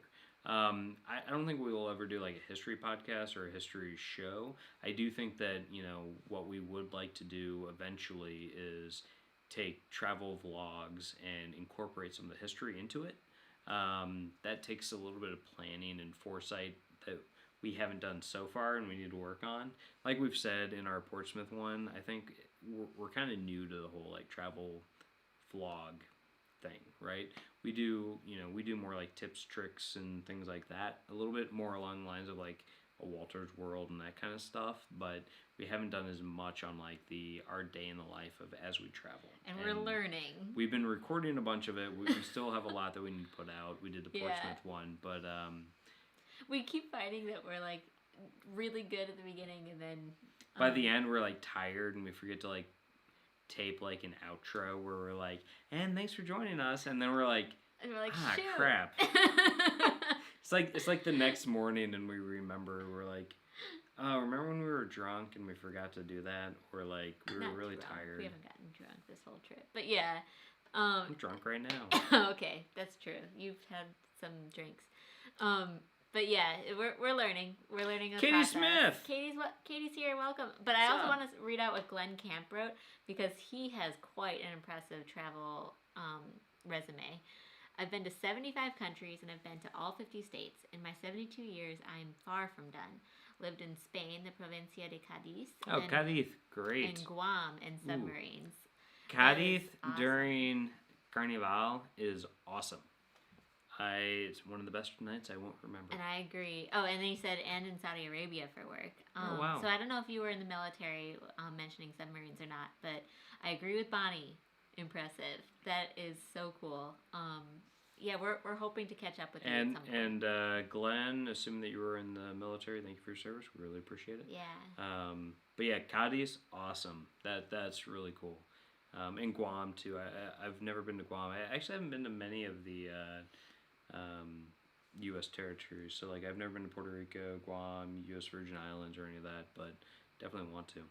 Yeah, me too. Katie, welcome to you. Thanks for joining. And Katie's in California still, I believe. Mary Ellen agrees that that's an amazing travel resume. Mark Smith, 4 shillings short, does an Irish tour with embedded history. Oh, cool. That's cool. That would be really, really neat to... I love going on tours that talk about history. Even... I don't know. Walking tours are such a great way to see a city, and they have a lot of them, especially in the major cities, that are free. You should always tip your tour guide and tip them as though you paid for like a full price. Walks.com. If you're interested in walking tours in London, go to walks.com, and they have all these different options based on whatever your like preference is. So there's like anything from a Jack the Ripper tour to a Harry Potter walking tour to a History of Kensington tour. Like it is. We've done dealer's choice. Yeah, we've done like the haunted tour of Bath before, which is pretty cool. That one's great. We did something similar in Edinburgh. We've done a ton of those things, and especially in places where you might not speak the language, is super helpful. Like when we were in South America, we did a number of different tours there as well. Or in China, we hired like private guides to help us there, because it just helps you get a more well-rounded and meaningful experience from your travel. Yeah, especially in China. Oh my gosh, that was so cool, because there's a lot that we would not have known if it weren't for hiring that private guide. They were great. Yeah. Hi, Mark. Walter's World says, dang, you two are hardcore. Still going. Did you Um, clean the house, though? yeah, Is the house Jocelyn clean. happy? That's so funny. My Robert De Niro. So great to have you back, though. Yeah, we did a really cool walking tour in Edinburgh the last time we were out there. It was really cool, though. Mark bathed, he said, so he's clean. TMI? Love it. Okay.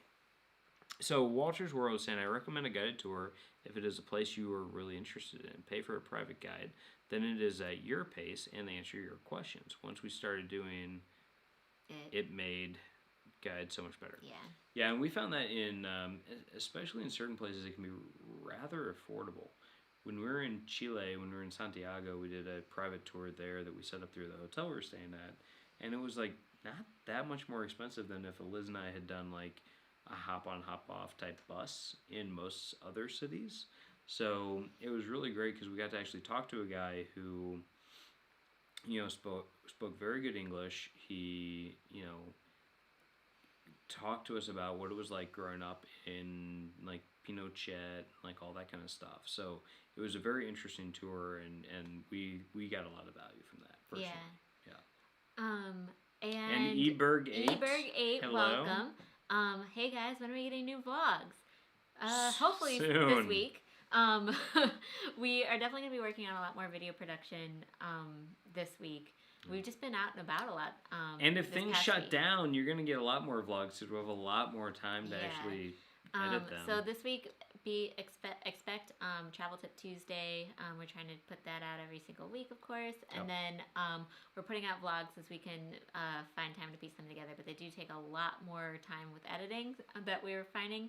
And like we've been saying, we're trying to figure out that workflow a little bit. We've been like kind of cursed with good weather, where it's like the weather's been like pretty decent, where it's like if we had like a true rain day where it's just like pouring and we're like, well, we can't go outside, all right, let's edit video, let's do photos, let's do all that kind of stuff. Like I have thousands of photos that I've taken on this trip that I need to go through and actually edit, and I feel like such a schlub because I haven't actually like put anything out on Instagram. Like I'm not doing what I wanted to do, but we're out and exploring and seeing things and like capturing the content. We just need to actually put it out. Yeah. So we do apologize. We need to be better about that, but we're having a lot of fun. So that's what. Yeah, we're getting used to the workflow of like, go out, film it, then do the work, because we want to give you guys stuff to watch. But if you do want to see what we're doing in real time, follow us on Instagram, because we do update our Instagram stories between the two of us. Yeah. And it's down there, Means to Travel, Mr. Means to Travel. Between the two of us, we have stories every single day for sure. Yeah. We tend to be like a day or so behind on those just because, again, when we're out and about, we a lot of times don't have access to internet based on our U.S. cell phone plans, etc. But we do try to put them out there because when we get back, but we do tend to be about a day or so behind. Yeah, thanks, Mark. He's kind of echoing that if you want to see it, follow our Instagrams for sure. But we'll definitely be getting out more travel vlogs. Long answer to that question. And thanks, Mark. Yeah, we'll put it out. It's like experience it first and put it out later. Yeah. That's what we've been sort of doing. Yeah, and taking our cue from you guys. We've had one or two people ask us in the past about, do you actually enjoy traveling? Because you capture a lot and you put a lot of stuff out there like through Instagram and things like that. And what I would say is that like our philosophy on it is we try to capture it as we go, but we're not overly stressed on sharing it immediately, which is where I feel like the stress would come in. I feel like we still get to like enjoy it, see it, experience it, and like kind of like take it in. And I think that's an important thing about travel, is to actually experience and like take in what you and like internalize the experiences and all that kind of stuff. And I feel like we're able to still do that, capture it, whatever, but then we just stick it in our pocket and we enjoy it, before we at the end of the day might upload a bunch of stuff in one go, which is kind of my MO at least. Yeah. Baggy T said to Walter as well, I've followed your Buenos Aires guide on Instagram and he seems cool. That is nice. Really great way to just learn just the top places if it's not in your budget to hire a guide or something like that. You should tell them our favorite place in Buenos Aires. Yeah, I mean we did a walking tour in Buenos Aires. That was like a group walking tour with a guide, English speaking.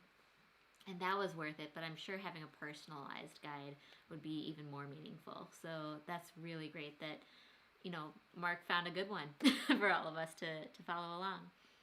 And I just wanted to circle back. So Catherine Hegarty said, yes, but you can take us along with you as you discover each place, explore, and sample the local fare and grog, aka craft beer, wine, etc., from your perspective. So we try to give our honest thoughts about certain things that we try and stuff like that. And for example, when we were in the Isle of Wight, and this will be once we finally get our Isle of Wight travel vlog together, you guys heard it here first.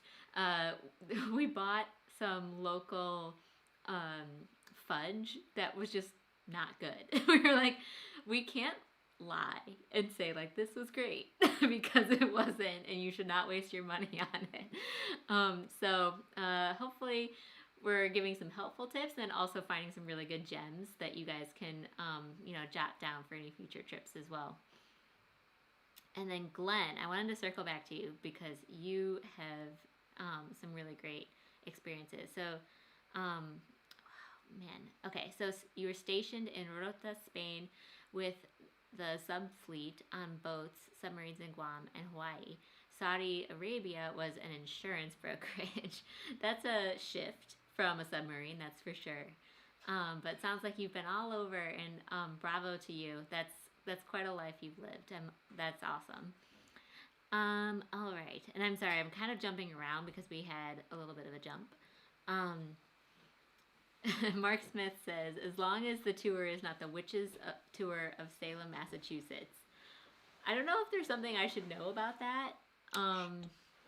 If that's like a haunted thing, or there's some sort of news story about that I didn't hear. But yeah. So sounds good. And Catherine, thank you so much I'm so glad that you loved our Sunday live chats. We love doing them. We literally we look forward to this all week and catching up with you guys and hearing your questions, talking about our trip and learning from you guys what we should be focused on. And Derek wants to talk about his wine. So we never talked about this. Interruption. So Gewürztraminer is a white wine that we fell in love with during our quarantine in Portsmouth. It's typically, I think, a German wine. This is from Alsace, which is now a part of France, but historically has been a part of Germany or France, depending on which war has been fought recently. And we really like it. It's kind of like spicy. It's kind of like a different kind of white wine that we really enjoy. So I am enjoying this. But it's not sour. It's like spicy sweet. Spicy. In a weird Spicy doesn't mean sour. Right. But sometimes it's very tasty. I like it. Yeah, we really like it, and we ended up buying a Gewürztraminer. For as a thank you gift for our friends that we stayed with in Greenwich that you guys saw 2 weeks ago. You saw one of them on our live stream. And we all loved it. We were like, this is great. So it's a crowd pleaser, and I wish we saw it more in the U.S. And by the way, Mark and Jocelyn, how was your Tanat? Please let us know. We are dying to hear because you guys waited so long to have that. Yeah, hopefully that was good because you guys were like in your face means of travel, and I was like, we love you guys and just enjoy the Tanat. No, they were just so jealous of us when we found Tanat that they deserved their Tanat. Not gonna lie, now every time I go to the store here in England, I'm like, do they have Tanat? Because I want to send that to Mark. They don't have it. They don't have Tanat here. No. No Tanat. It just barely made it to the U.S. So Tanat is the wine of Uruguay, and Mark and Jocelyn, and then the two of us kind of bonded over our mutual love of this wine. It is so good, and they really didn't export it from Uruguay until recently, and so we found it. They drink 95% of what they produce, and it's really good. When we were on our honeymoon, Eliz loved it. She's like, "This is amazing." If you go back far enough in our highlights on our Instagram, you'll see one of me from our honeymoon in Argentina in Uruguay, talking about how good it is. Anywho, where are we at? So Mary Ellen says, better that you capitalize on the time to explore more in case things change. Yeah, that's actually another point. We're definitely trying to make sure that we get out and see things, just in case there's a lockdown. Yeah, and I mean, honestly, like if there is a lockdown and we can still like do outdoor hiking and things like that, but like it gives us some time to kind of like decompress and relax and like, you know, get some editing done, that might not be the worst thing for us. Yeah, and Glenn, thank you so much for joining, sharing Thank your you. experiences. Sorry if we Yes. missed you already, but it's really cool to learn about your life trips and everything. Yeah, Like that's phenomenal. 50 states and 75 countries. That's incredible. So, yeah, thanks so much for joining. Hopefully you'll come back next week. We hope to get to your level. Yeah, and thanks Mark for introducing us to him. Gamer Cats. Hello, greetings from Germany. Hello, Gamer Cats. My name We're is so sorry. Schwans in Mon Arsh. I don't know. Okay, Cool. we're probably mispronouncing all of those things. But greetings from Germany. Germany is really cool. I've been, she is not, but I've only been for work. So I really want to get back to Germany and actually be able to spend some time and, you know, experience it. My dream has always been to be there for Oktoberfest. Obviously, that's not happening this year, but maybe 2021 we can do it. I have some friends in Germany, so that'd be a lot of fun. And we have some friends who speak German, and so it'd be great to go with them. Yeah, and I'm dying to go to Munich. That would be so beautiful. Mary Ellen, by the way, I don't want to skip since we spoiled her in quarantine with a vlog every day. We sure did. If you guys haven't watched our 14 days of quarantine video that Derek made me do, you're welcome. Or playlist. We did a video all 14 days of quarantine on YouTube, and it was a lot of work, but you know, we have some great videos for you guys to watch on this channel. Yeah, so our whole thing during that was that we needed an excuse to like wake up and like get over jet lag, get some stuff done. And so it came off of one of these where I was like, yeah, every day of quarantine, it's the 14 days. I was like channeling my inner, like, you know, the 30 days of Halloween or whatever, you know, right? I was like, oh, Vlogmas, if you will. Vlogmas, you know, it's like, oh, the 14th, on the first day of quarantine, my true love gave to me something, I don't know. So we did a video, and we and then did all it. the ones after that, I gave him a video. So we actually did 15 in 15 days because we did 14 days of quarantine, and then it ended on a Monday, and then it was Tuesday, so we had to do a travel tip Tuesday. So we did 15 in 15 days. So that was pretty good. I think GamerCats is trying to like prank us. And then Lori says having days of do nothing planned is a great way to just sit and people watch and explore a city with no plans off the beaten path, and you find all kinds of local culture. I totally agree with that. It's nice to just like stumble into things, if you will, and I totally love people watching as well. I think that's the right philosophy. Bonnie says, I used to take 1,000 plus pictures while traveling. Felt like I was just seeing the trip through a lens, which I've experienced that before, where I'm like, okay, I need to put my phone down. But then she says, nowadays people on tours ask me, don't you take pictures? I do, but I try to enjoy the moment too.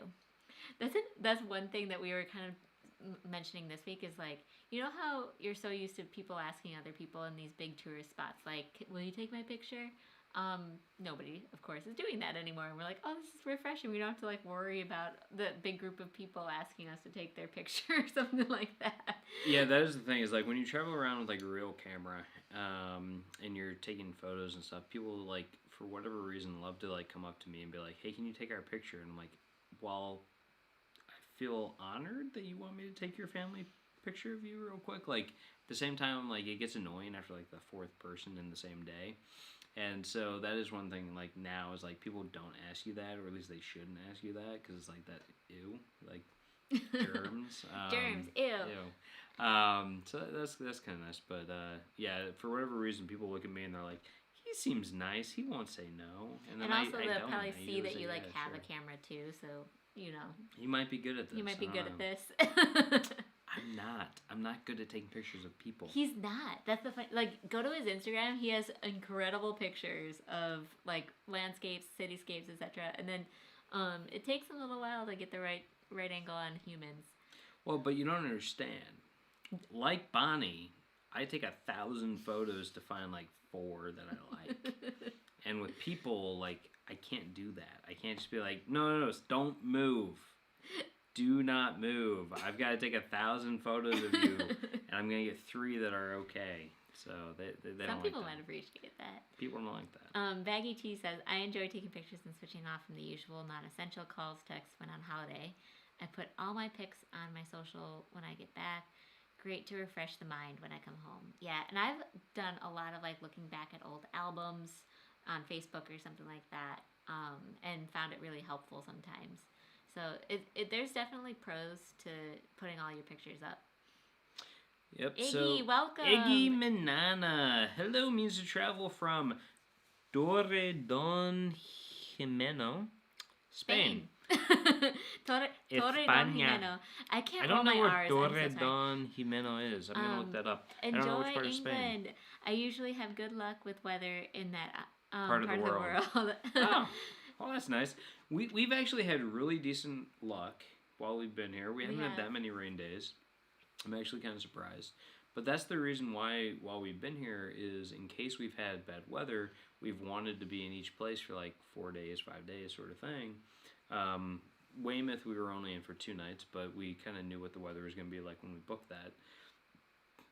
This next week is supposed to be a lot more rain while we're in Cornwall. So we'll have to see what that looks like, because one of the things about rain here is that, you know, it might say rainy tomorrow, and that might mean like an hour of rain broken up in like 20-minute intervals over a few hours time. So you kind of have to take it with a grain of salt and, you know, be flexible with it so that you can, you know, go out, still see things and understand. I might get a little damp, but, you know, you gotta go out, because if you don't, you're just gonna stay inside all the time, and that's just no fun. So what else do we have? Oh, the other thing I was going to say about the whole, like, taking pictures thing with Bonnie is that I do find that I look at things a little bit differently when I'm taking pictures than when I'm just by myself and, you know, no camera and stuff. And while I do enjoy that, I enjoy being able to get away, not be worried about taking pictures. Like, if it's like kind of like a crappy day, a little bit wet, I actually kind of enjoy those days, because I just walk around and I'm like just in the moment. But I do find that when I'm looking at it through the lens of a camera, I do find things that I wouldn't have paid attention to otherwise. And I try to find like that composition and those shots, which can be, you know, fulfilling in its own way. So that, you know, while people might say like, oh, you should be in the moment and just enjoying it, you know, I tend to find that I try to look at things a little bit deeper and differently when I am trying to find those pictures. So I find that to be enjoyable. But Iggy, welcome. Yeah, travel adventures with Eric B. It's hard not to take pictures, yes. I mean, I remember back in college, like, the whole thing was like, oh, pick her, it didn't happen. Like, that was like the big thing. It's like, oh, you got to put it on social. And I was not into social media in college. I was not into it, you know, post-college. I didn't get into social media. I didn't get into Instagram until probably 3 years ago. 4 years ago is when I started actually getting into it, like, seriously. And it was really just a way to share photography, because I started getting into photography. So, hey, Mark Finley, welcome. Hey, the Finleys, welcome, guys. What's up? Home from his Sunday job. So Mark does music at his church on Sundays. So we are almost on hour 3. So we're going on a really bender. Glad you're able to join. we're drinking, guys. We're going on a bender. I don't know about that, but we're, as they say in the UK, we're on a live stream. We're getting pissed. No, I'm just kidding. We're still. What were you just talking about? You were talking about photography. I heard. Okay. So Baggy T. Walter's World. Rubbed it in with the Tanat. I think it's actually spelled Tannat. Just to answer. Tanat. Mary Ellen.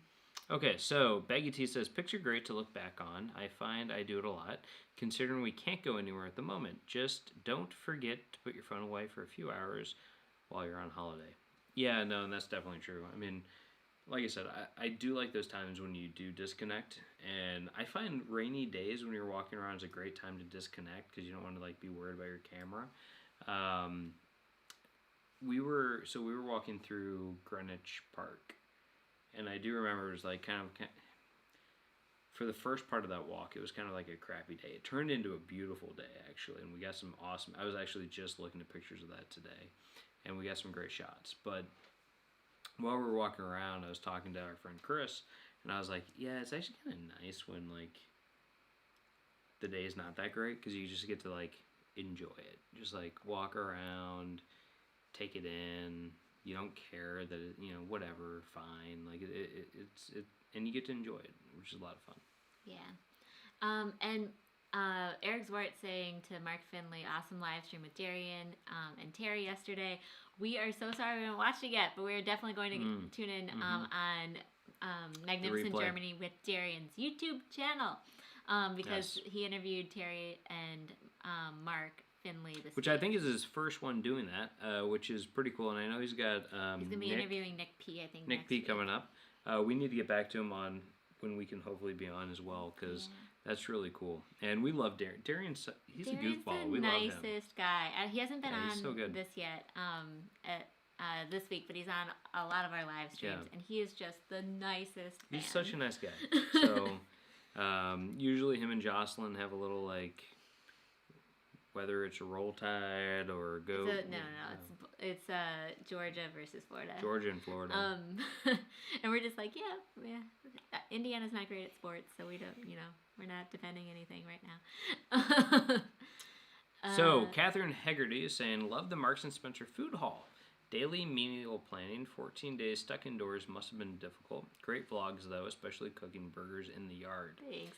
That and was Catherine, a good one. You and I have the exact same feeling about Marks & Spencer's food hall. We actually just went today for the first time on this trip because we had ordered from Ocado, so we got a bunch of Marks & Spencer's stuff delivered to us at the beginning of this trip. Yeah, because Ocado, a ton of their stuff is from Marks & Spencer. Yeah, which that partnership just started like a month before we got here. Yeah. So we were really lucky to have, great Marks & Spencer's food options, but when we went today, we tried a couple new things, and we've already cooked one of them. We got like a Spanish chicken. Oh, that was actually good. Yeah, we got a Spanish chicken. It was like, so it was chicken, paprika, butter, or something like that, potatoes, chorizo, and peppers.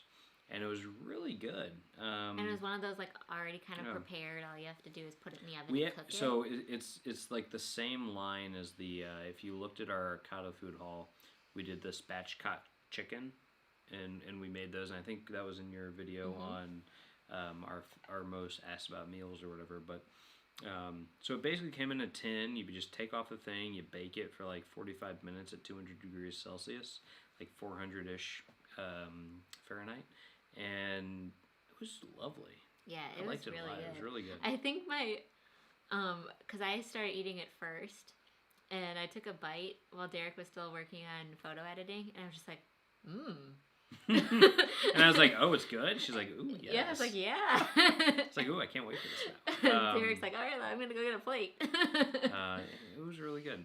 So that was kind of nice, because one of the things I will say about like the whole 14-day thing was that I got a little bit burnt out with cooking. Yeah. Because I was the one cooking every meal. I was cooking breakfast, lunch, dinner, and God basically. bless him for doing that. He's the best. And I was telling Eliz about this today. I was just like, I just want it to be easy. I just want something that's easy. Like, if it's between getting the uncut mushrooms and the cut mushrooms, let's get the cut mushrooms, because I'm more likely to actually use them and do it. And especially now that we're like moving and around about, I'm like, I don't want to be exhausted just from cooking and cleaning and the dishes. Yeah, so, and this place doesn't have a dishwasher. So everything's hand washed, which is fine. Like I was doing that mainly in Portsmouth too. I was hand washing a lot of things, but from my perspective, when you're traveling, the easier it is, the more likely it is that you're going to do it, and the happier you're going to be in total. So. But it definitely saves money to be able to cook, because the two of us going out, you might spend 15 to 20 pounds per person on like a lunch or a dinner. If you're going to like a pub that does like fish and chips plus have a cider or two or something like that. But then our Marks and Spencer's total today, which we got like salmon and chicken and like just definitely enough for the next week, was 65 pounds. So, you know, if you look at that over the next week and we, you know, make sure to prioritize cooking, it's way cheaper to grocery shop and cook yourself. It's not too bad. So, Katie Smith, have a wonderful day, everyone. Having to run. Thank you for the chat. Thanks, Katie. Katie, welcome. You know, to the chat, and bye-bye. So Mark is saying thanks to a lot of people, but he's also saying, I took a bunch of photos of couples at the Grand Canyon. They were very appreciative. Yes, I had an SLR around my neck. So he had the big camera. Yeah. Which is fun. And that's interesting that they asked you to take them. Because we have not experienced that at all. We always get asked to take other people's photos on trips. But not on this trip so far. Yeah. And we've been in some pretty picturesque places. I mean, the Grand Canyon's like next level picturesque, but that's interesting. We're also in the UK where people are, I think, a little bit more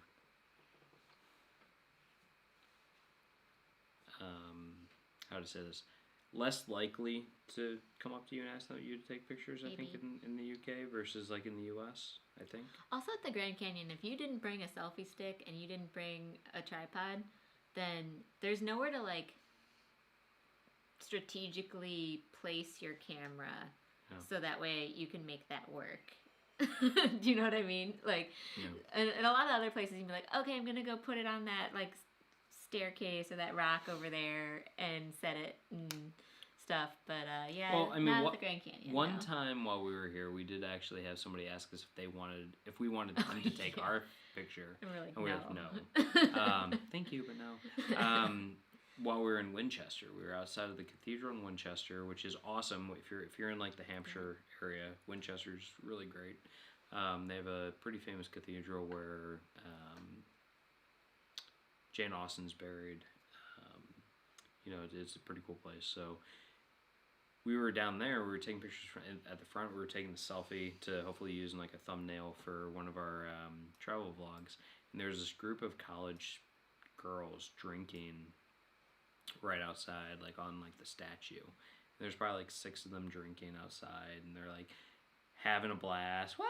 It was like them. It was like a party. And us. It was like them and us, and they're like, "Hey, do you want us to take your picture?" We're like, "No, we're good." We're just like, we got this. "Ooh, that feels like a COVID hotspot right there."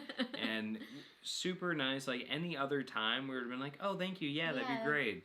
This time we're like, "Nah, we're good." It's so funny how 2020 changes those things, isn't it? Yeah, we saw this great. So Eliz found this great meme, which was like, there's a picture of a woman with her mask on, taking a picture of her ice cream cone with her cell phone. With her cell phone, and the caption was like, "I would love to show this picture to somebody in 1995 and ask them what they think is happening." So I actually found that meme from Mark Finley. So Mark Finley's got to take that credit. Thank you, Mark, for finding that, because that was beautiful, and we really enjoyed that one because it's like, A, why is she wearing a mask? B, what the hell is what's in her hand? And why is she taking a picture? Why is she pointing it at the ice cream? Yeah, why is she pointing at the like, what is that? It's pretty awesome. So we're very happy with that one. So Mo is saying, happens all the time on hikes when I don't expect anyone. People ask me to take their photos, but I don't mind at all. That's good. I mean, as long as you bring your hand sanitizer, I'm sure it's like not a big deal. Yeah, and Bonnie is saying, I suck at selfies. I always look like I'm annoyed at myself for taking my own picture. Like I surprise myself or something. That's really funny. Because I feel that way too. Because like I'm like always like trying to figure out how the hell selfies work. Like I just don't do them. I don't take pictures of myself. No. I take pictures of things, like pretty pictures. That's what I'm all about. And I'm like, not me, right? So I always feel that way. I always feel that way. And then Eric says this is going to be a record long chat. I think it might be. Wow, we've gone 3 hours. We've gone a while today though. Wow, we've gone 3 hours and 8 minutes. Yeah. Okay. Let's keep going. Thanks to everybody for sticking on. By the way, like we're super glad that you all wanted to chat with us. So Mark Smith says real cold last night in Maryland. Frost warning. Yeah, winter's coming, man. Like I said, friends of ours who are in Montana. Was saying it snowed where she was. Yeah, they had snow. Yeah, and in Montana, Danny and them, they had snow as well that we saw. So Bonnie well, is saying... Stay warm. Cover the plants if you need to, if you have any mums out front. Yeah, so Bonnie is saying, so true about looking at things different through the lens. I find that flower pots to stand behind and catch in the foreground is perfect, or that perfect shadow. Yeah, and, reflections and just kind of everything like that. Like a little puddle when you're just walking around means nothing, but if there's a puddle in front of St. Paul's Cathedral, and you can get down and get that reflection, that's it can beautiful. Be a really That's cool awesome. Shot. And it's just little things like that you might not think about when you're just walking around, but suddenly you have a camera and you're like, oh, that'd be a really cool shot. And that's kind of cool to find. Klaus, welcome! Klaus, what's up, buddy? Catching the tail end here. That's awesome. Thanks for joining. We won't probably last much longer, but thanks for joining us. We're really, really appreciate it. Also, I'm just really glad that your cell phone hotspots doing us well on this live stream. I feel like they're gonna be like, we can't give them unlimited data. They're gonna be anymore. like, we did not actually mean to give you unlimited data. All right, so this is what happened. So we went to 3 today, which is like one of the cell phone companies here in the UK. And we went in and we were looking at like the rate card, and it said unlimited for £30. And we're like, okay, so give us £30. They were like calling the voucher and do it and stuff. So I worked through that whole process, and then the guy is helping me through it, and he's like, okay, now hit that button for buying it, and then, oh, but wait, you just bought only 30 gigs or 36 gigs. He told us to hit the wrong button sort of thing. So it turned out that we had like an older SIM card, whatever, and it didn't have the same options, so on our SIM card, it would cost £35 for unlimited data, and so there's a whole thing, like, he couldn't fix it for us, like, in the store. He's like, you have to call, and then they might be able to help you, I don't know. So we ended up calling, and they ended up giving us unlimited data, which was great, and we actually got it a little bit cheaper than £30. We got it for, like, $27.50, and now we have unlimited data, and I just feel like they're going to tell us, like, they're going to be like, you're not allowed to have it anymore. So much on day one. Because I was talking to the guy. They live streamed for 3 hours. Yeah, he's like, how much data do you usually use? I'm like, we probably use at least 20 gigs a week. Yeah. So like 30 gig for a month is not going to be enough. We use quite a bit, so. Yeah, and we're sharing it too, so. Yeah, Thomas says he can relate. Yeah, you need a lot of that data, that's for sure. And Mary Ellen says, that's what the last 7 months has been like for me, cooking every meal, no dishwasher. Wow. Bravo. I mean, our hearts go out to you on that one. The no dishwasher piece is a pain. Well, not only that, but like the cooking all the meals. So like our friend, Catherine, who you saw on the live stream a couple weeks ago, I mean, they were cooking almost every meal. Yeah, they said that they've only ordered out once, and they live in London. Like, before great options for ordering in. Before we got there, they'd only ordered out like once. Yeah. Before we got there, and then they ordered out a couple times because of us. And it's just one of those things where we're like super impressed by that, because when we were in Chicago, like we were eating takeout a couple times a week, lunches or dinners and stuff, and. We were good at the beginning, but it kind of fell off, so that was kind of nice. Yeah. And my mom's... Okay, wait, so I don't want to Mark skip. Smith. Mark Smith says, my fine dining today, Old Bay sausage with berbier and paprika and leftover tots with vegetables. Ooh, I like tots. We like tots. Interesting. I don't know what berbier is. That sounds like you've got a good Sunday meal to dig into. And my mom says it's also safer to cook at home. You're not exposed to as many COVID incubators. Yep, that's true. And if you're needing to be super, super careful about that, then that's definitely something to keep in mind. Catherine, since COVID, cooking every day can get tedious. After a full day of work in the office, the thought of cooking dinner, blah. So now I don't cook on the weekends. Yeah, well, that's let's nice. Treat yourself on that one. Yeah. If you can make it work. And not only that, but like when you do order, you are supporting the local economy. You're supporting an entrepreneur who runs a restaurant. And that restaurant probably needs your support. Yeah, and so that's why again we like to order when we're getting food. We try to order from local chains, local whatever if we can, with the exception of Fuller's pubs because those are just very nice. And if I may interject, when we were still in Chicago for months and months, we would focus our ordering when we would order out on the restaurants that we like would very be specific ones crushed if they went under because of COVID. Especially like the Asian restaurants that Asian food just like delivers well, I feel too. So we Thai foods we hope that we did our part while we were still there. Happy places. Yeah. For food, so. And then Iggy says it sounds like the pollo chilindron. It might be. Hold on, let me go see if I can get. Yeah, chilindron. I'm not sure. Maybe. All it said was like Spanish style chicken, I thought. But it was really good. I liked it. It would have been better with some rice, I think. That would have been really nice. Maybe some tinto de verano would be really, really tasty. Okay. Here we are. Yeah, it just says Spanish style chicken tray bake. Which is not super helpful. But it is pan-fried chorizo. Yeah, I don't know. That doesn't tell you much. You would know better than us. It might be the same thing. We don't know. Yeah, it says paprika, chicken, patatas bravas, peppers, and tomato. It was really delicious, good. though. If and anybody is going to Marks and Spencer's, check that out. Okay, Mark Finley says, I'm letting myself get excited about going to Hawaii in March, but Europe is still my number one choice. But as a plan B or C, Hawaii is pretty exciting. Agreed. Hawaii is pretty awesome. I mean, for a plan C, that's pretty awesome. You know what's funny is Graham and his girlfriend that we were hanging out with yesterday, who are British, were saying that they want to go to Hawaii once things open up. We're like, we want to go to Hawaii too. Yeah. Meet you for cream tea in Hawaii. Yeah, that sounds nice.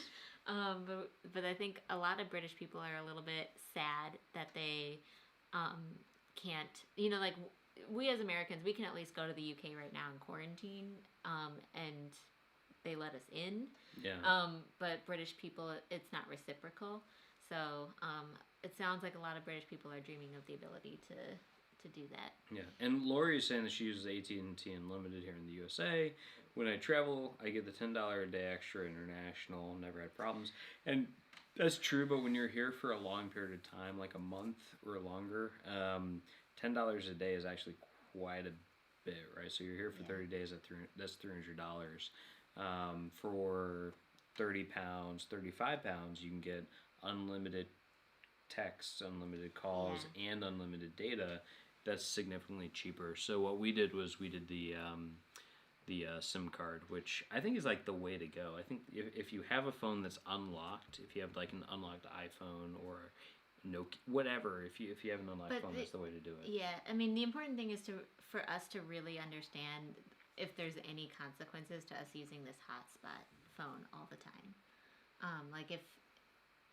Like I'm already seeing that we need to plug this in, and No, this is my personal phone.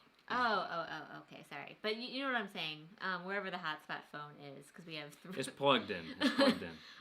But if you're out and about, and I don't know how much juice the hotspot uses, so it's also a little bit cheaper just to get a Skyroam or a Tepi or something like that too, which is like for a 10-day trip, it's usually $10 a day, and you can plug 5 devices. 5 devices can access the Wi-Fi at the same time. So for us, because we travel together, if Derek turned on his phone for $10 a day and I turn on my phone, then it's $20 a day for us as a couple. So $600 a month. Versus that's like way too much. A Skyroam or Tepi might be $10 a day, but we can plug in 5 devices. So there's different factors to weigh about like what's the most economical thing and how long your trip is and that sort of thing. So Mark Smith says, is it 8:15 or 9:15 there, or other? 7:15. 7:15. It's 7:18 right now. So we read that about 3 minutes late. Yeah. But yeah, it's not too bad over here. And It's bye, getting Thomas. late. We'll probably not still be on after nap 2. So thanks for Probably joining. not. Thanks for keeping us updated as as you hear things. You're the best. Yeah. And Catherine, if you're taking off too, thank you very much for joining us. We Thanks, really appreciate Catherine. it. And maybe we should just kind of like wrap it up. Start. Yeah, we probably should. About dinner. Yeah. But thank you, Catherine, for joining. Mark Smith, Mark Finley, Mark Walters, Ruth Armstrong, All the Ellen Marks. Armstrong, Mary Ellen, Lori Sims, Nick P, Eric Brown.